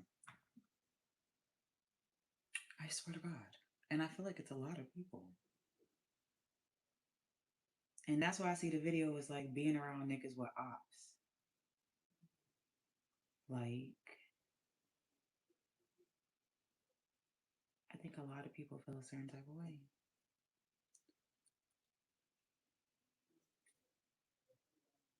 I just sat back and watched everybody turn on Diddy, so it's like so funny to me to think that it's not gonna happen to you because you've done the same things, maybe even worse things than this nigga has done.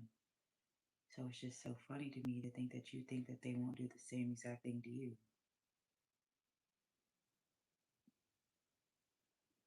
They all used to smile in his face and take pictures with him.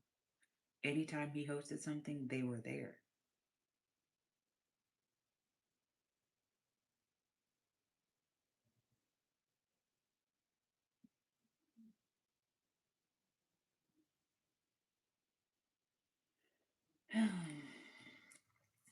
Yeah, I'm sorry.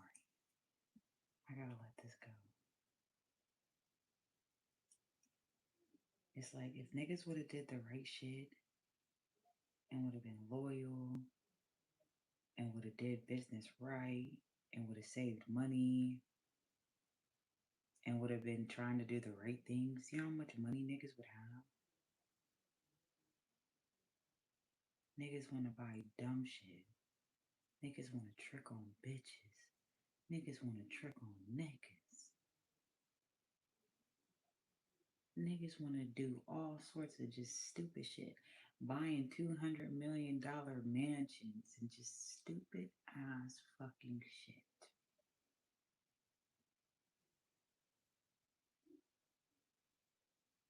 And now you are reaping the consequences for your actions. And you trying to blame everybody else but your fucking self.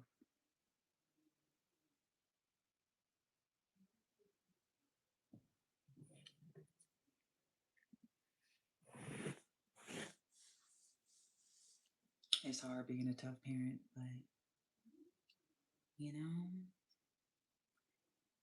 the truth is the truth. You got to stop coming to me if you think that you're going to come for an answer of somebody that you're buying, I'm going to keep it real because you're not buying me. I'm not relying on you to put something together for me. So I'm not going to give you no fake ass advice because I need a favor from you.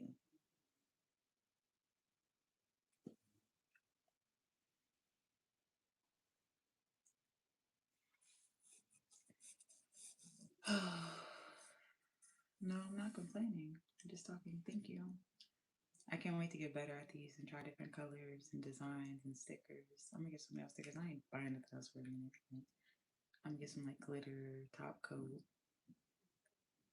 because I can put polish on these too. I can also get some gel polish and I can go over these with polish too because these are so light. I really could paint over these like a color. But yeah, not too bad for my first time. I know I'll get better. I used way too much poly gel because I didn't realize I don't need that much. But then the other ones, I use a little bit too least, so I have to find that happy middle. Plus, I'm not so good at sanding. I gotta practice. But for my first try, I think they came out cute. I can't wait to try my toes tomorrow.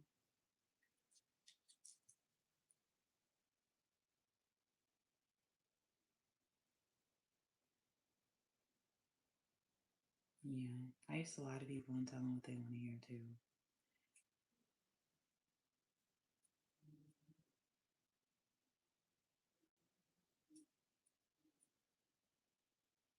But,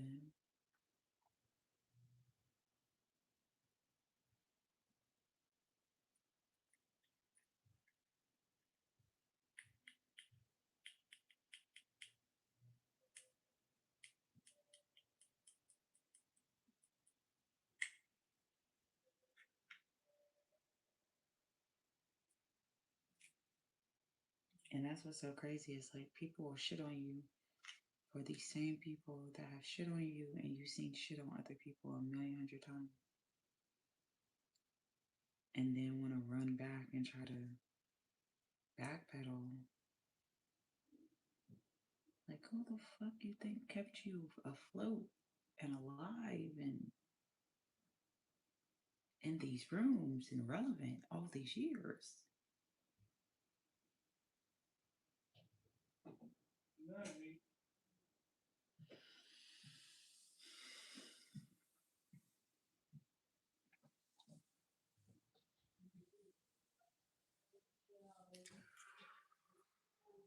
I need to eat something. It's only 6 o'clock. Yeah, girl, what I need for dinner? I don't know. I'm not that. Now that I smoked, I'm not super hungry. I do need to eat something though.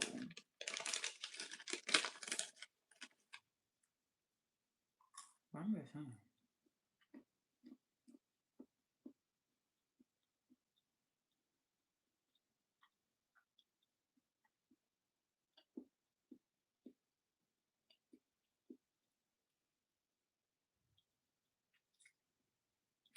How are you saying I'm not being solid? I am being solid. People have not you motherfuckers have not been solid to me in any way, shape, or form. Have not shown me any loyalty, any respect, anything.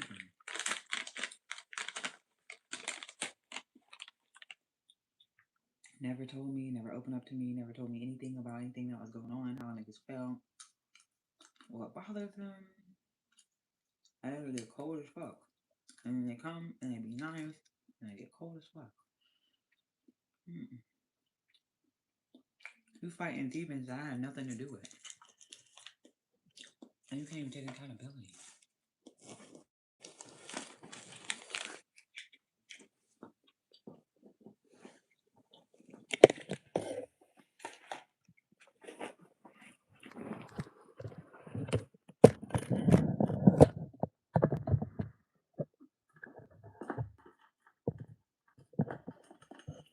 That's why that nigga was always promiscuous and always around and didn't stay in one place.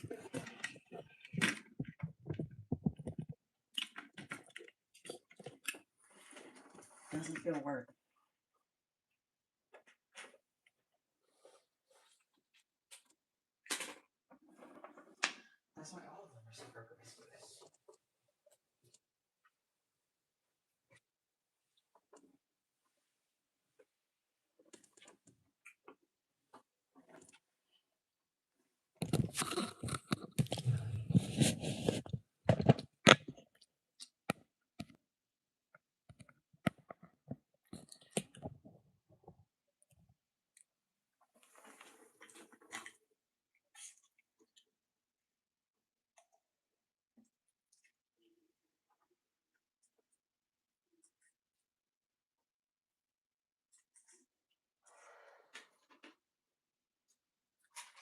Damn, Easy. Trying to be funny. Thank you.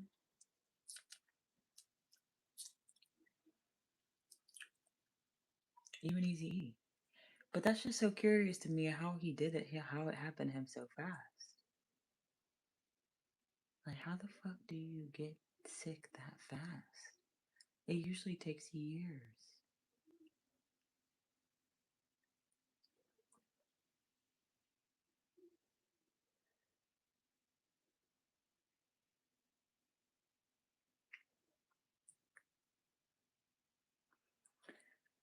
I'm from Ohio.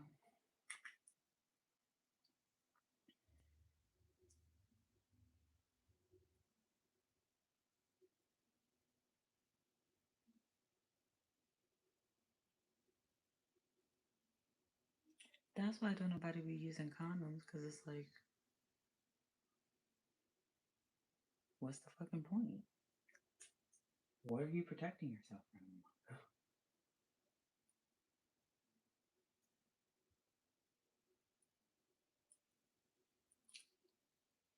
I'm doing good.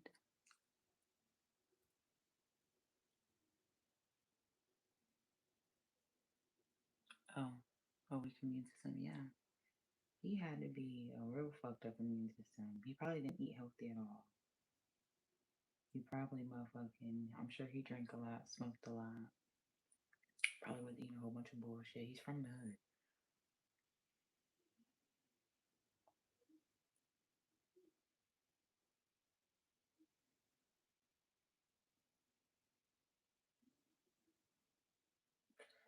Do you remember when the one pastor fainted at the church? That nigga's sick.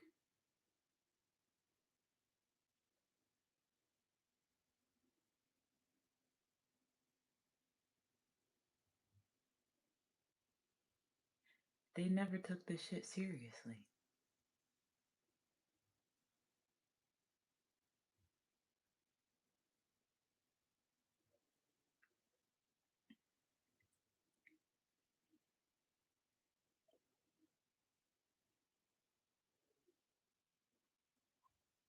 Um,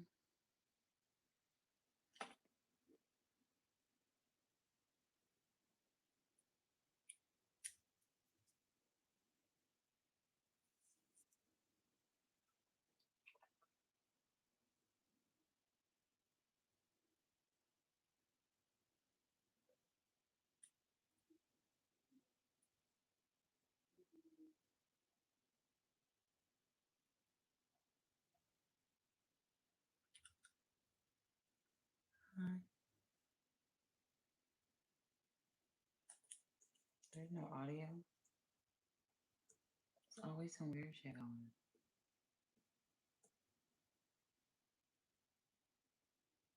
I'm about to end this motherfucker anyway. I'm gonna be bored though. Yeah.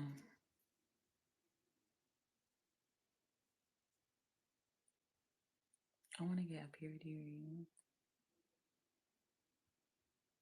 It don't gotta be crazy. I just want something. I want a purity ring. Fuck a wedding ring. I'm about to look some purity.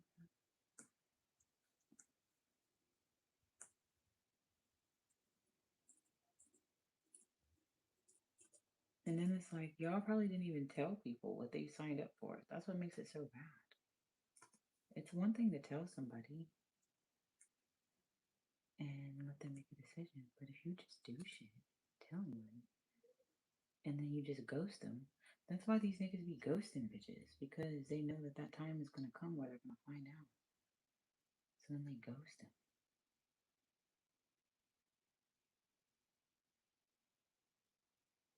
It's like a guilt thing.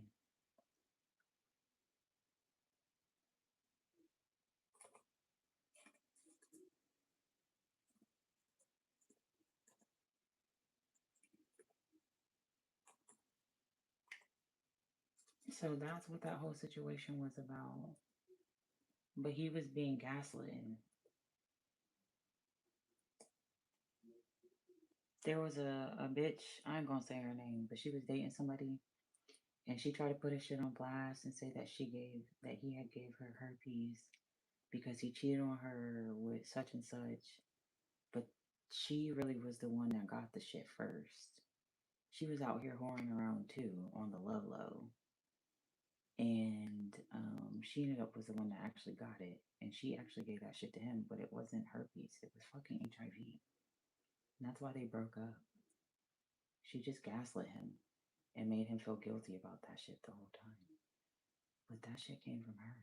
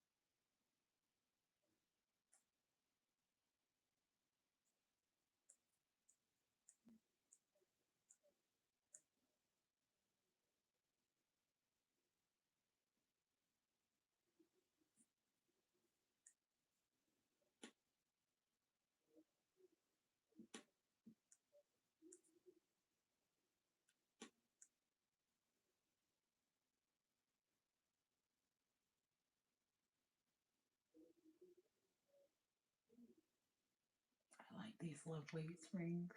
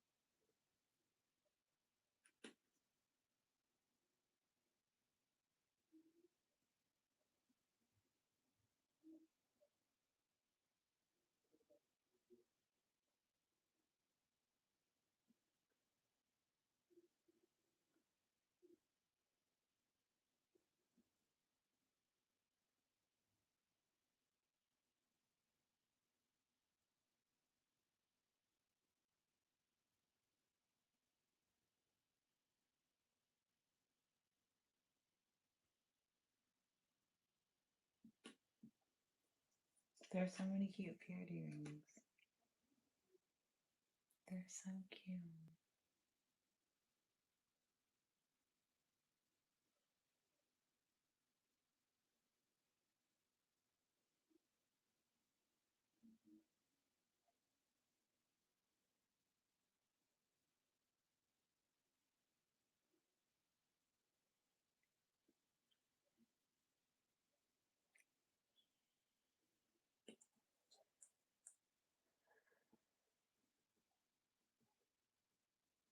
And that's that reading that said that he's mad at his friend who ruined his life, which I think I know who that friend is.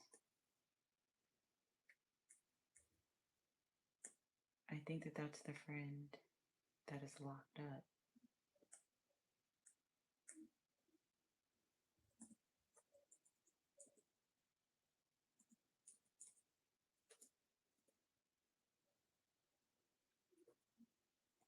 And that's why every time I talk about that nigga, he's mean to me.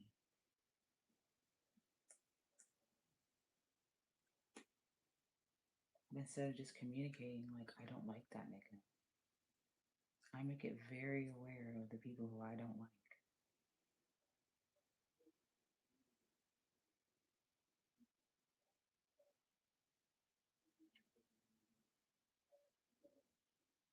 They got some cute ones on Amazon too, but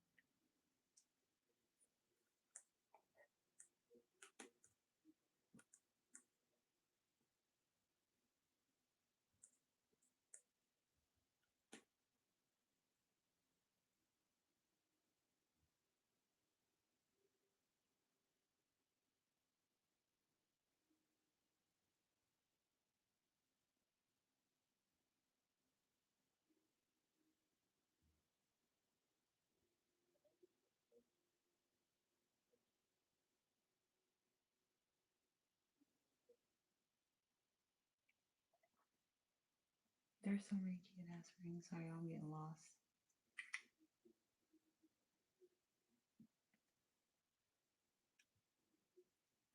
I like that one. They say some different things.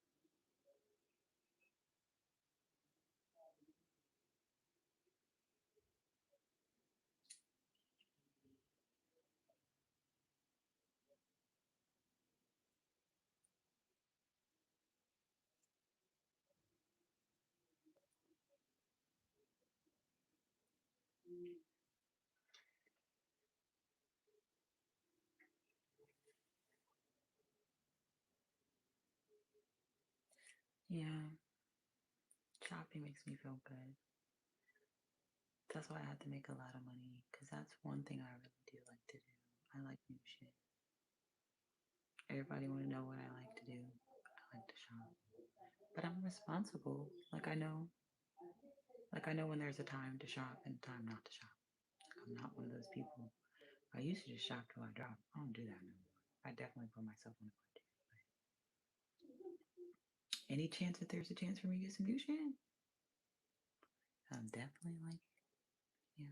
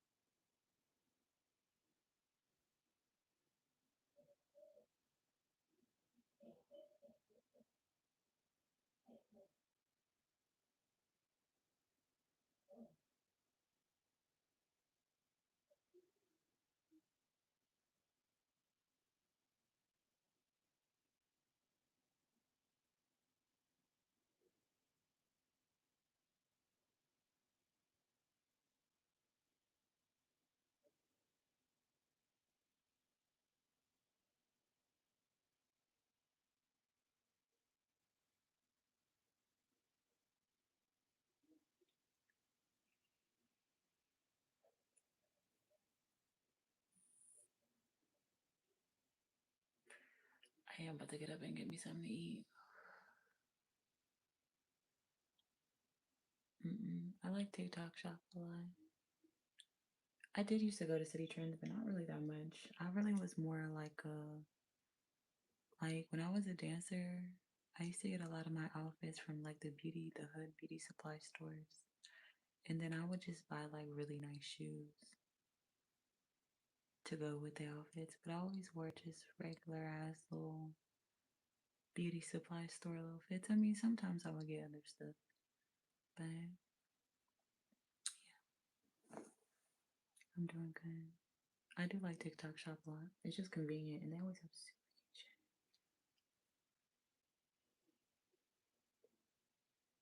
I just ordered some shit over there too. I shouldn't have got it. I regret it. I'm salty because of the color of it, but it's still fire.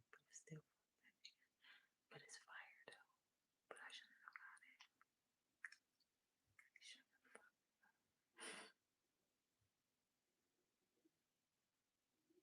But the dress was so bomb, I had to get it.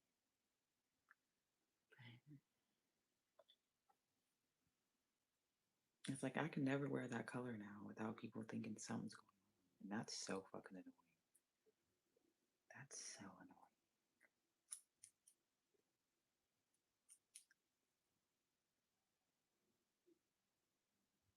Yeah.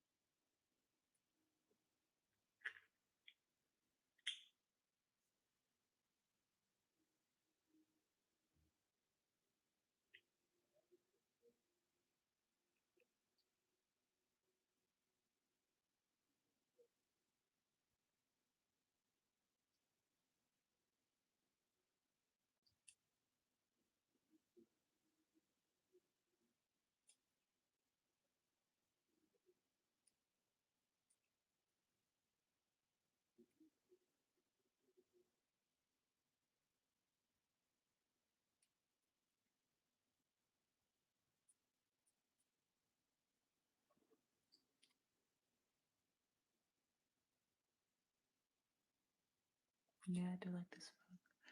I should start doing some of those TikTok hauls. That's why I said I gotta get back right on TikTok. When I get this Airbnb, I'll probably get all my TikTok outfits, even though I wore some of them on YouTube already. I might do like a haul and do some OTDs of the outfits and start posting the stuff that I order off there because I never do. And I don't know why. And when my wigs start coming in, I'll probably do a live on my laptop and do like a recorded video of me installing my wig for TikTok. I need to start posting my stuff on there because I can also post that video on my YouTube too. So it's like, yeah, I need to start posting more stuff on other stuff. I just haven't been that locked in. I've been distracted. I'm arguing, falling out with niggas, arguing with niggas. Niggas always doing something. I haven't really been super locked in. And then my mental has been fucked up because I just found out all this crazy ass shit that I never knew all these years, and everybody just expects me to just get over it. Like I just found this shit out.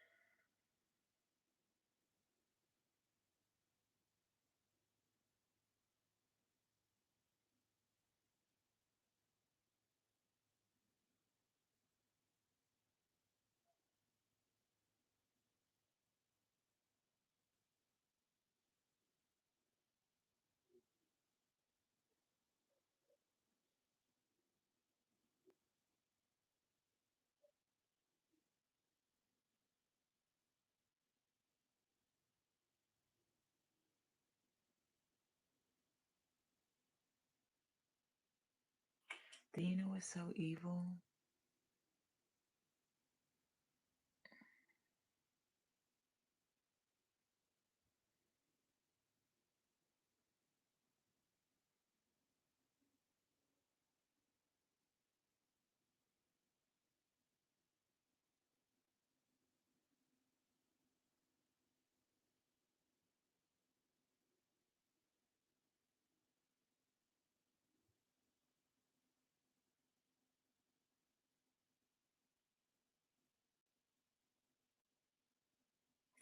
It's like I don't think people understand that I'm not upset.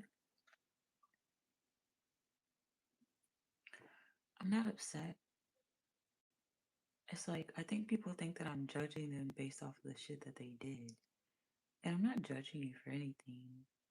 I think the part that people don't get is it's all the disrespect, the lies, the manipulating me. It's all that shit. It's like I don't judge anybody for anything that they do. But when it comes to motherfucking disrespecting me, treating me bad, shitting on me, it's like that shit is just hard to get over.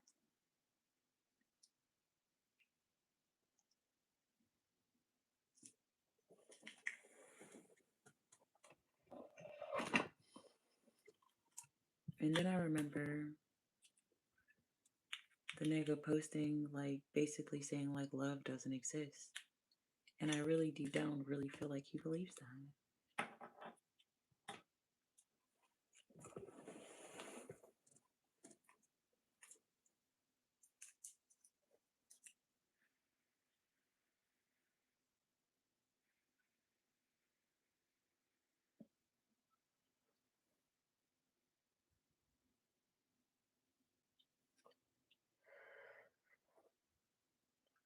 But yeah, this weekend I have to lock in,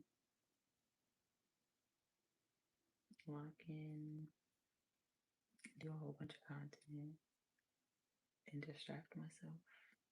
At least my nails and my toes will be done.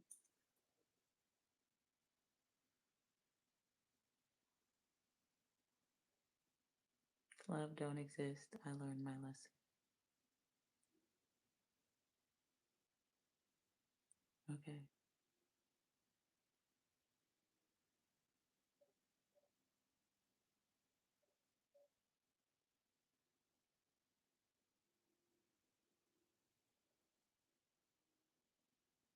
That's not true at all.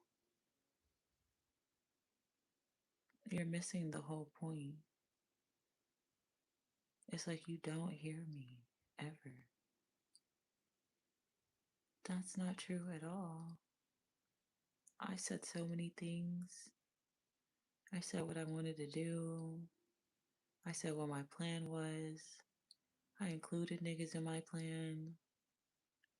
Tried to so many times, and nigga just kept basically saying like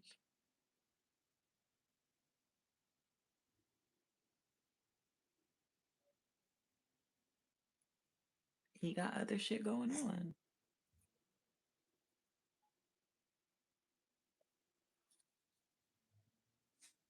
A nigga really asked a nigga to just support them, and they can't even do that. That's like the only thing I asked for,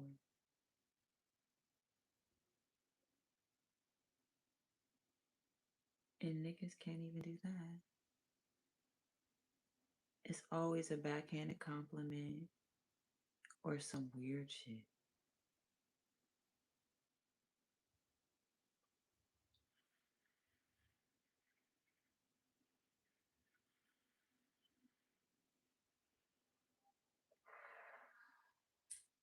It's like people don't be hearing you for real.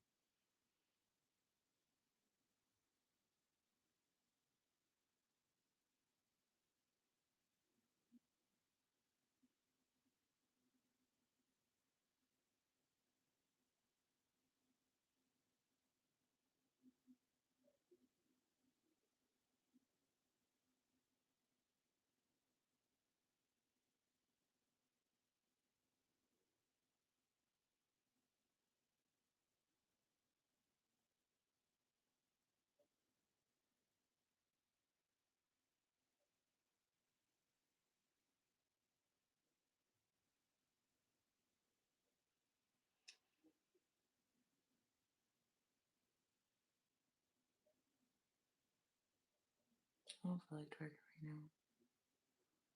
I might twerk better than I, but like I said, I'll probably try to get back more. I'll probably write some shit down that I need to do tomorrow. Try to lock in and focus. I need to get distracted because I'm tired of this shit every day. I got some hauls I can do and I got some shit I can do, but I know I'm really gonna lock in when I get to the B&B. So I gotta get some groceries, but I could order groceries to the Airbnb. It's so much easier. So I don't gotta take all that shit there. I just order me groceries to the B&B that day. Figure out what meals I'm gonna cook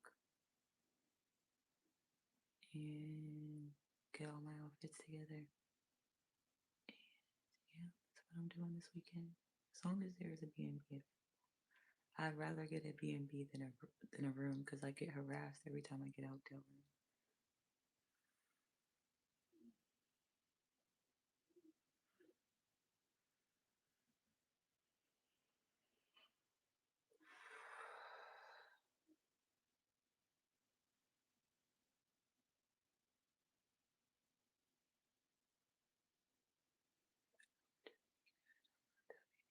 Okay, don't.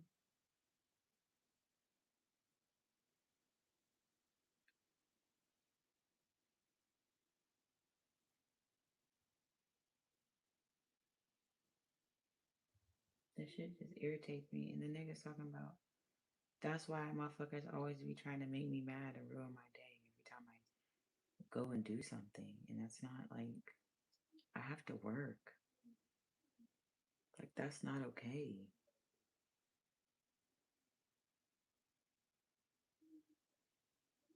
Like I have to work.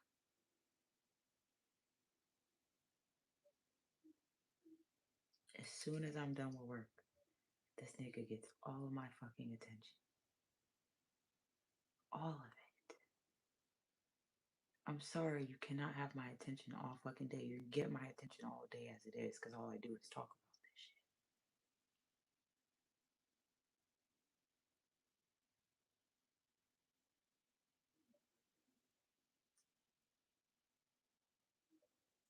There are even times where I don't do overnight lives, so I can give this nigga my time.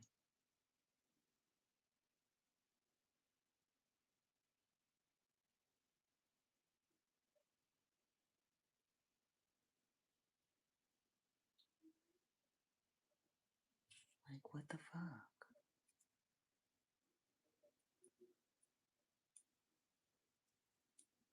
Like, you don't know what that shit felt like when I went through everything that I went through. You know how painful and hurtful that was. You don't know what that shit was like.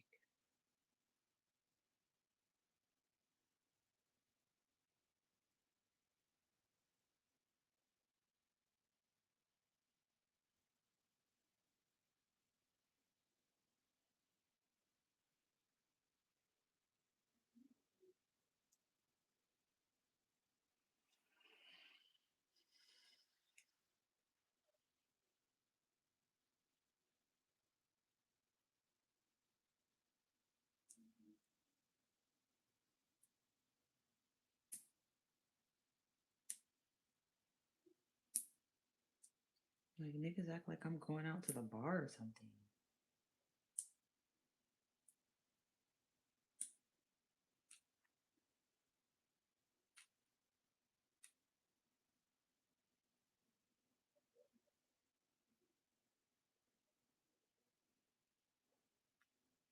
It's like the cuter the picture I post, the more this nigga be hate. I swear to God. Him and his bitch.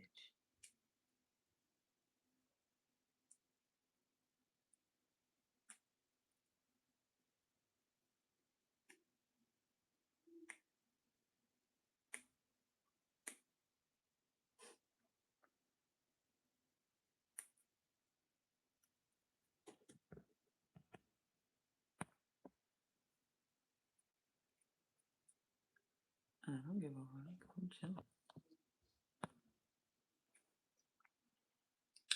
My life is not your fucking entertainment. I think that's what a lot of people get fucked up. This is not a gimmick. This is not a facade. This is not a show. This is my real fucking life. And yes, there are days where I just be chilling.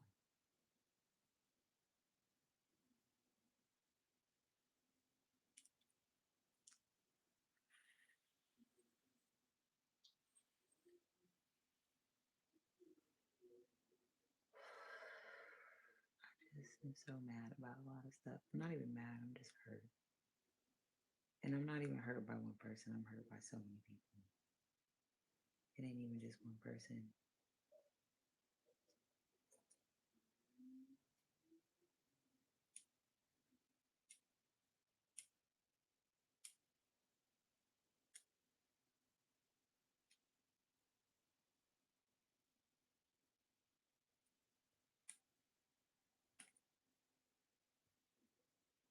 And my other thing is, what the fuck get me pregnant for?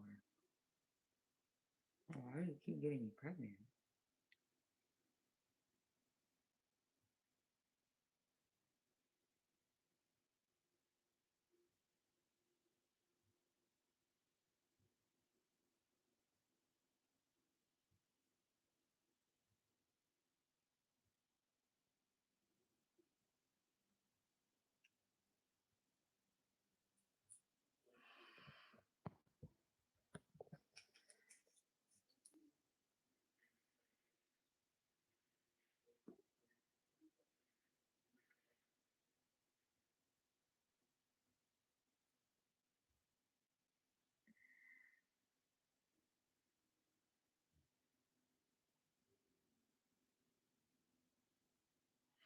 So that's what that shit was. See, no, God is definitely telling me no. Now I'm looking back.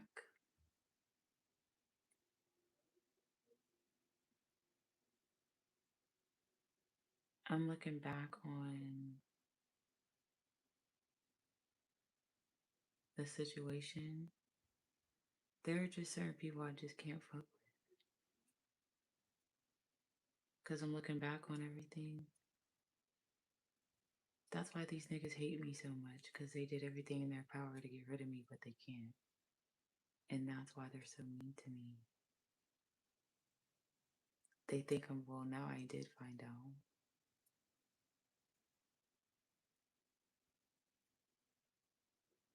I can't fuck with Twitter or Elon. That's a definite no.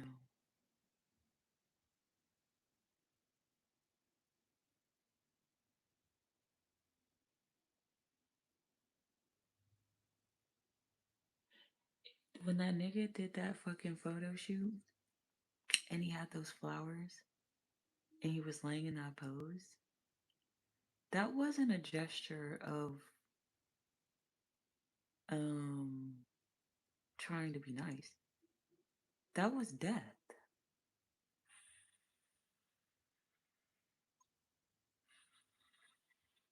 But it's all being reversed.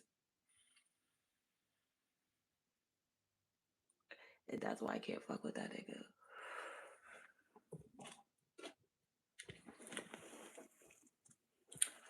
Now I understand. I was clouded. And that was after I was crying all night. I literally had been crying all night.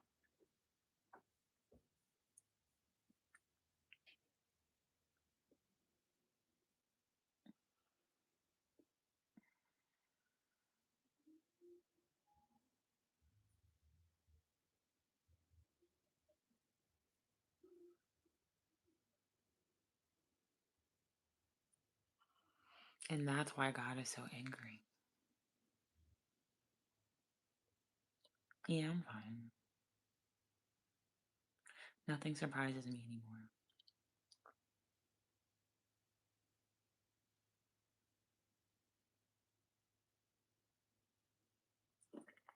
Hi. Yep, I can't fuck with that nigga. Can't trust him.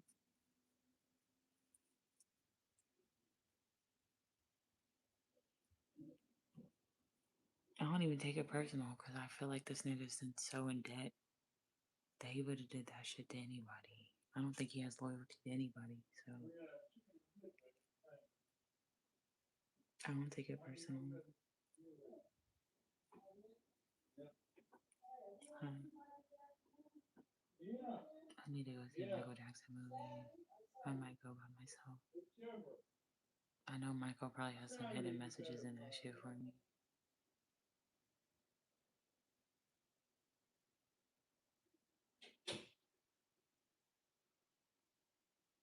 Yeah, that was death. When I seen it, I was like, "Aw," but no, it was nothing to be awe about.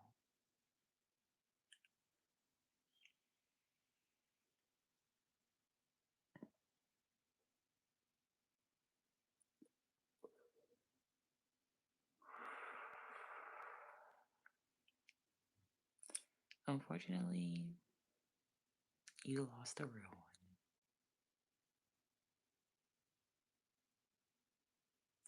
And I'm not even upset because I know that shit's gonna eat away at you the rest of your life.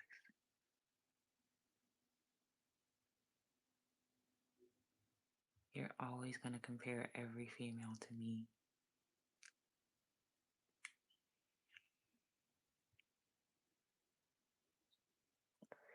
And they will always feel second best. That's why they be going so hard to compete with me. And that's enough for me.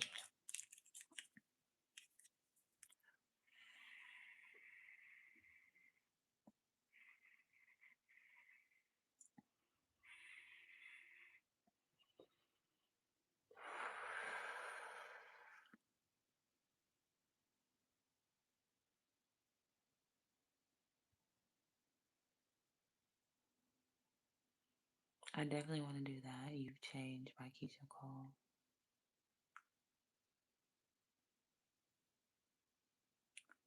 I felt that.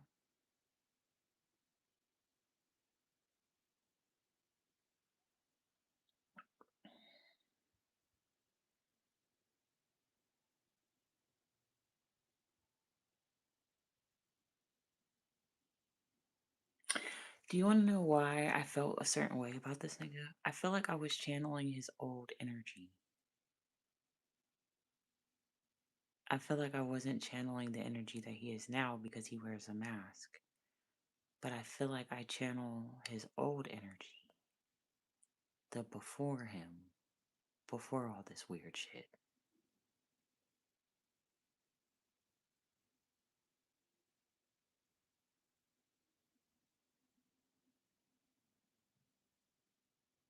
And so that's who I fell in love with. I have no idea who this new person is. It's a stranger.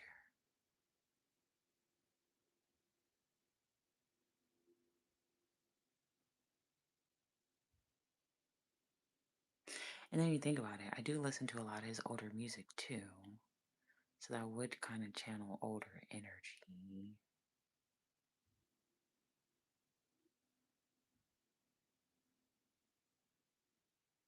You know.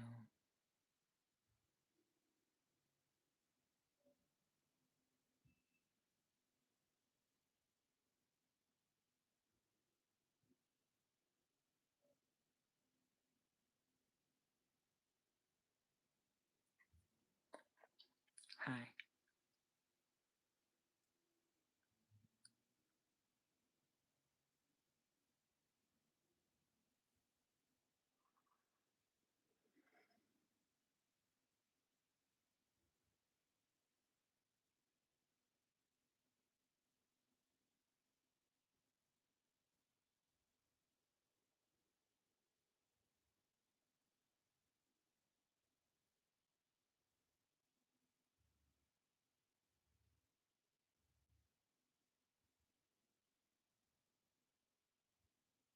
I'm hurt.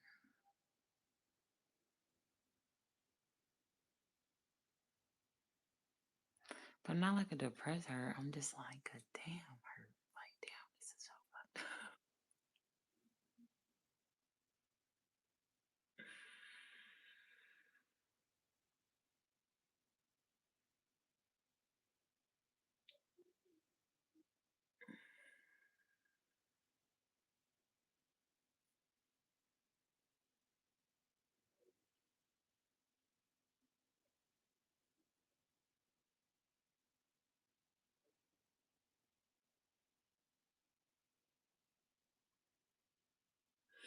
And then there was somebody who said they were taking a break because they had some stomach issues that they had been putting off for years.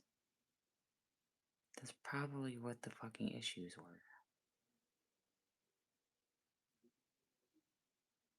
I just heard a phone ring. I think that that's accurate. Hi. And that's what changed. That's when the energy shifted. That's when people started being weird to me because it was like,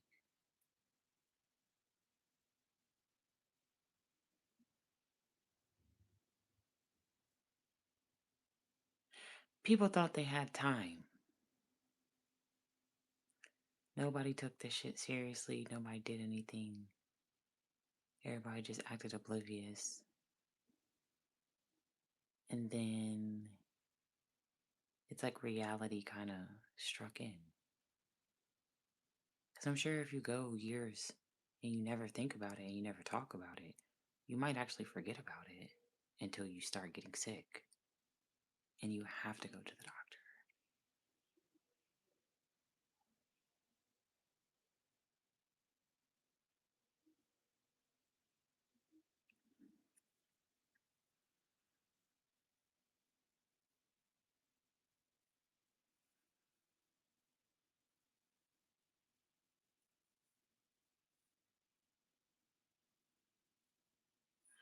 And that's why these niggas like Erica Badu so much. Because she's a fake ass healer.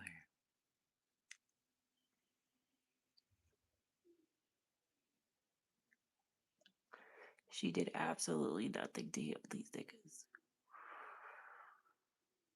She actually probably stole their fucking energy.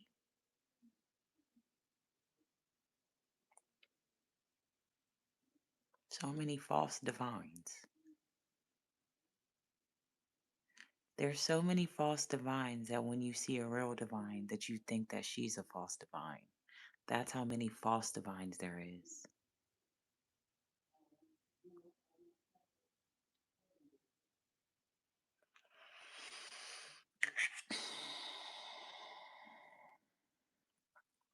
All this shit matters.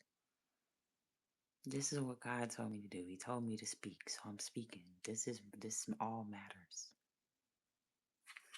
Sorry if you feel guilty, but the truth needs to be spoken. Being in denial your whole life is not going to get you anywhere.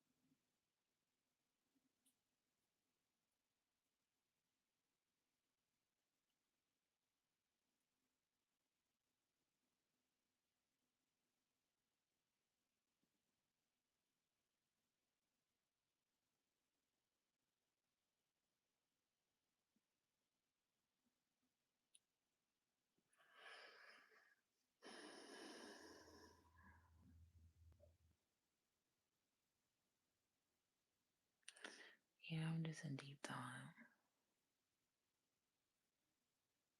And then I'm fucking grieving. They let me know that my fucking parents are gonna die soon. So then I'm grieving that. It's like, how much more trauma could I possibly?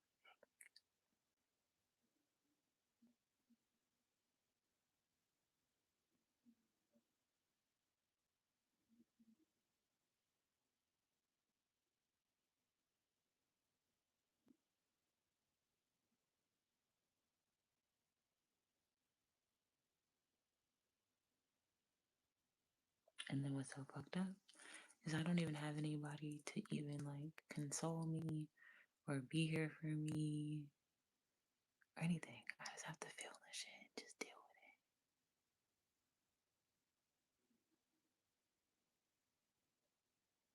with it. That's the worst part.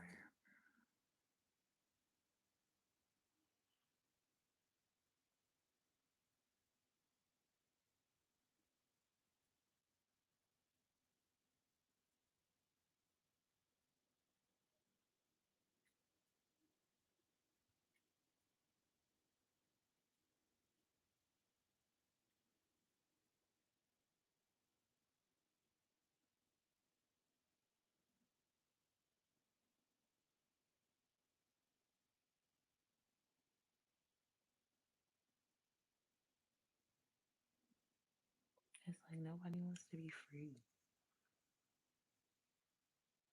People have settled for this life and don't even want to like break free. It's like they have set so many self-limiting beliefs upon themselves that they actually believe that shit.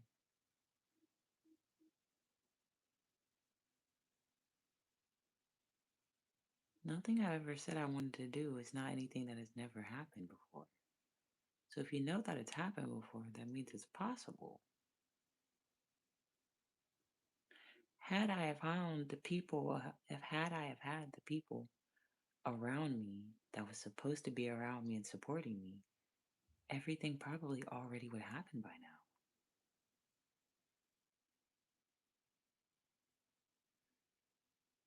Literally.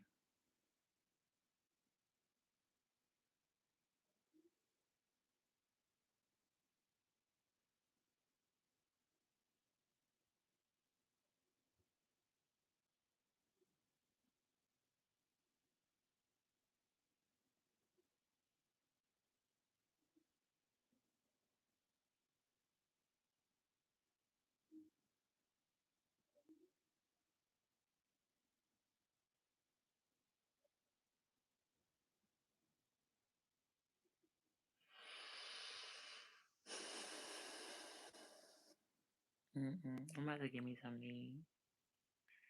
It's 7 o'clock. I'm kind of hungry. Like I said, tomorrow I'm doing my feet. I'll probably wash my hair tomorrow too. And then I'll probably get the Airbnb this weekend. Probably a maintenance day tomorrow in the morning. My toes, my hair. That'll take some hours. And then I'll probably do some twerk lives after that, after Bible study and stuff. And then this weekend, I'll probably go hard and do a shit ton of twerk lives and some cooking streams and some ASMRs and make shorts and work a full day. Haven't done like a full long day in a minute.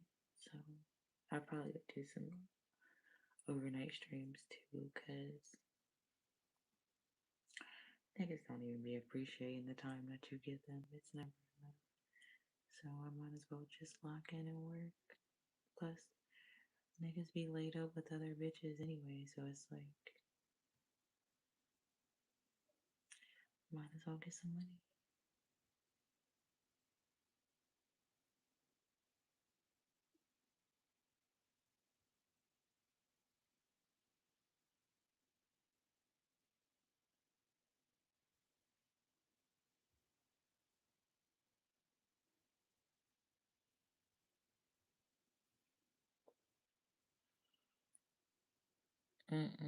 I can't even tell anybody about this.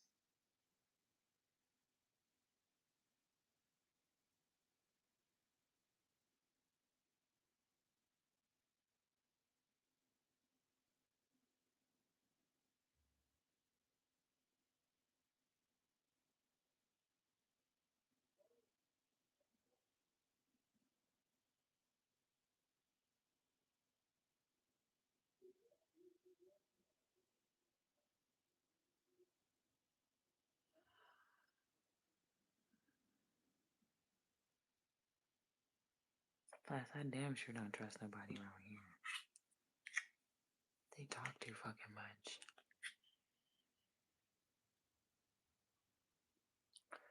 My business always gets spread.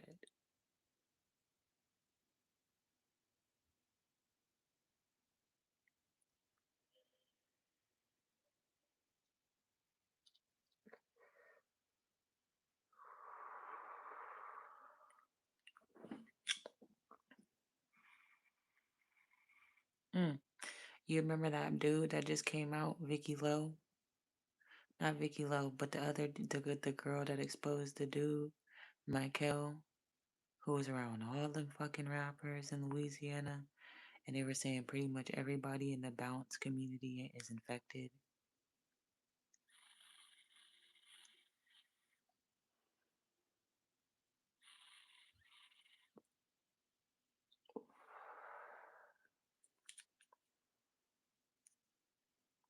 I do try on hauls. I have some new lingerie. I have 4 new outfits.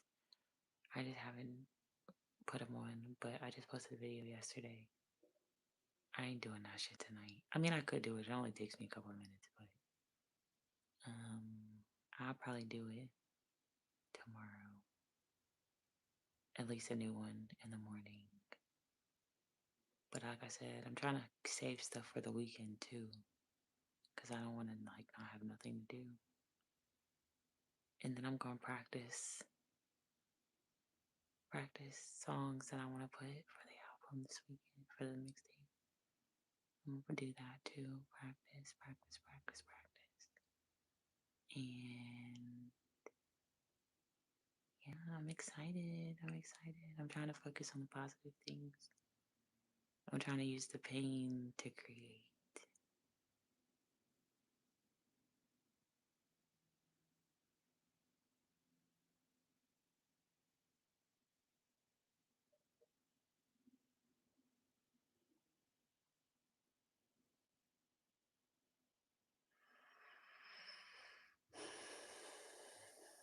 I have OnlyFans though, if that's what you were talking about. That's Nola J688.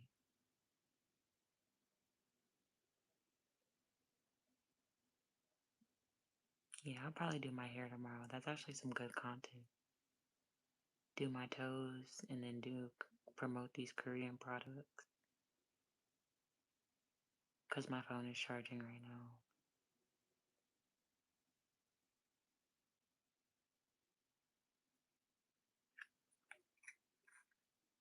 Yeah, I love my nails for real. It's like I kind of did a decent job. They're not perfect, and I like how lightweight they are. Like I'm on to something. I already see what I could do better next time.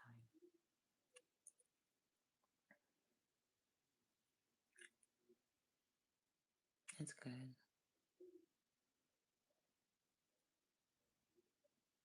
I'll probably always do my nails long. I really do like long nails.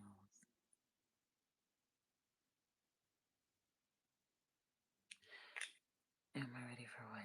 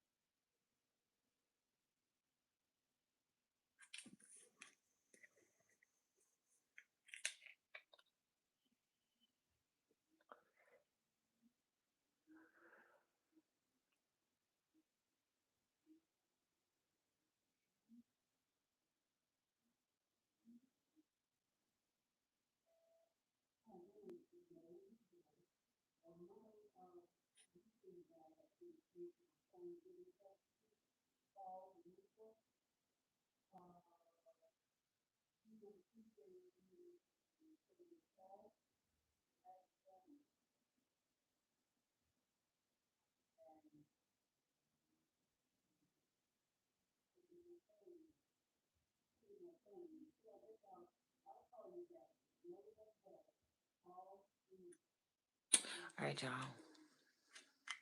Yeah, I'm about to get off and get me something to eat. And I might get back on. I'll probably get back on before the end of the night. But I definitely am about to eat some. Your girl's a little bit hungry. Finally. I don't know what I want though.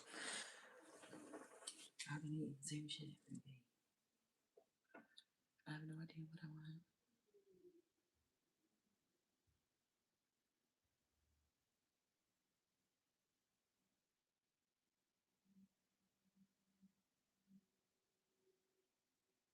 Lord, heal my heart. I don't want to feel this pain that I have.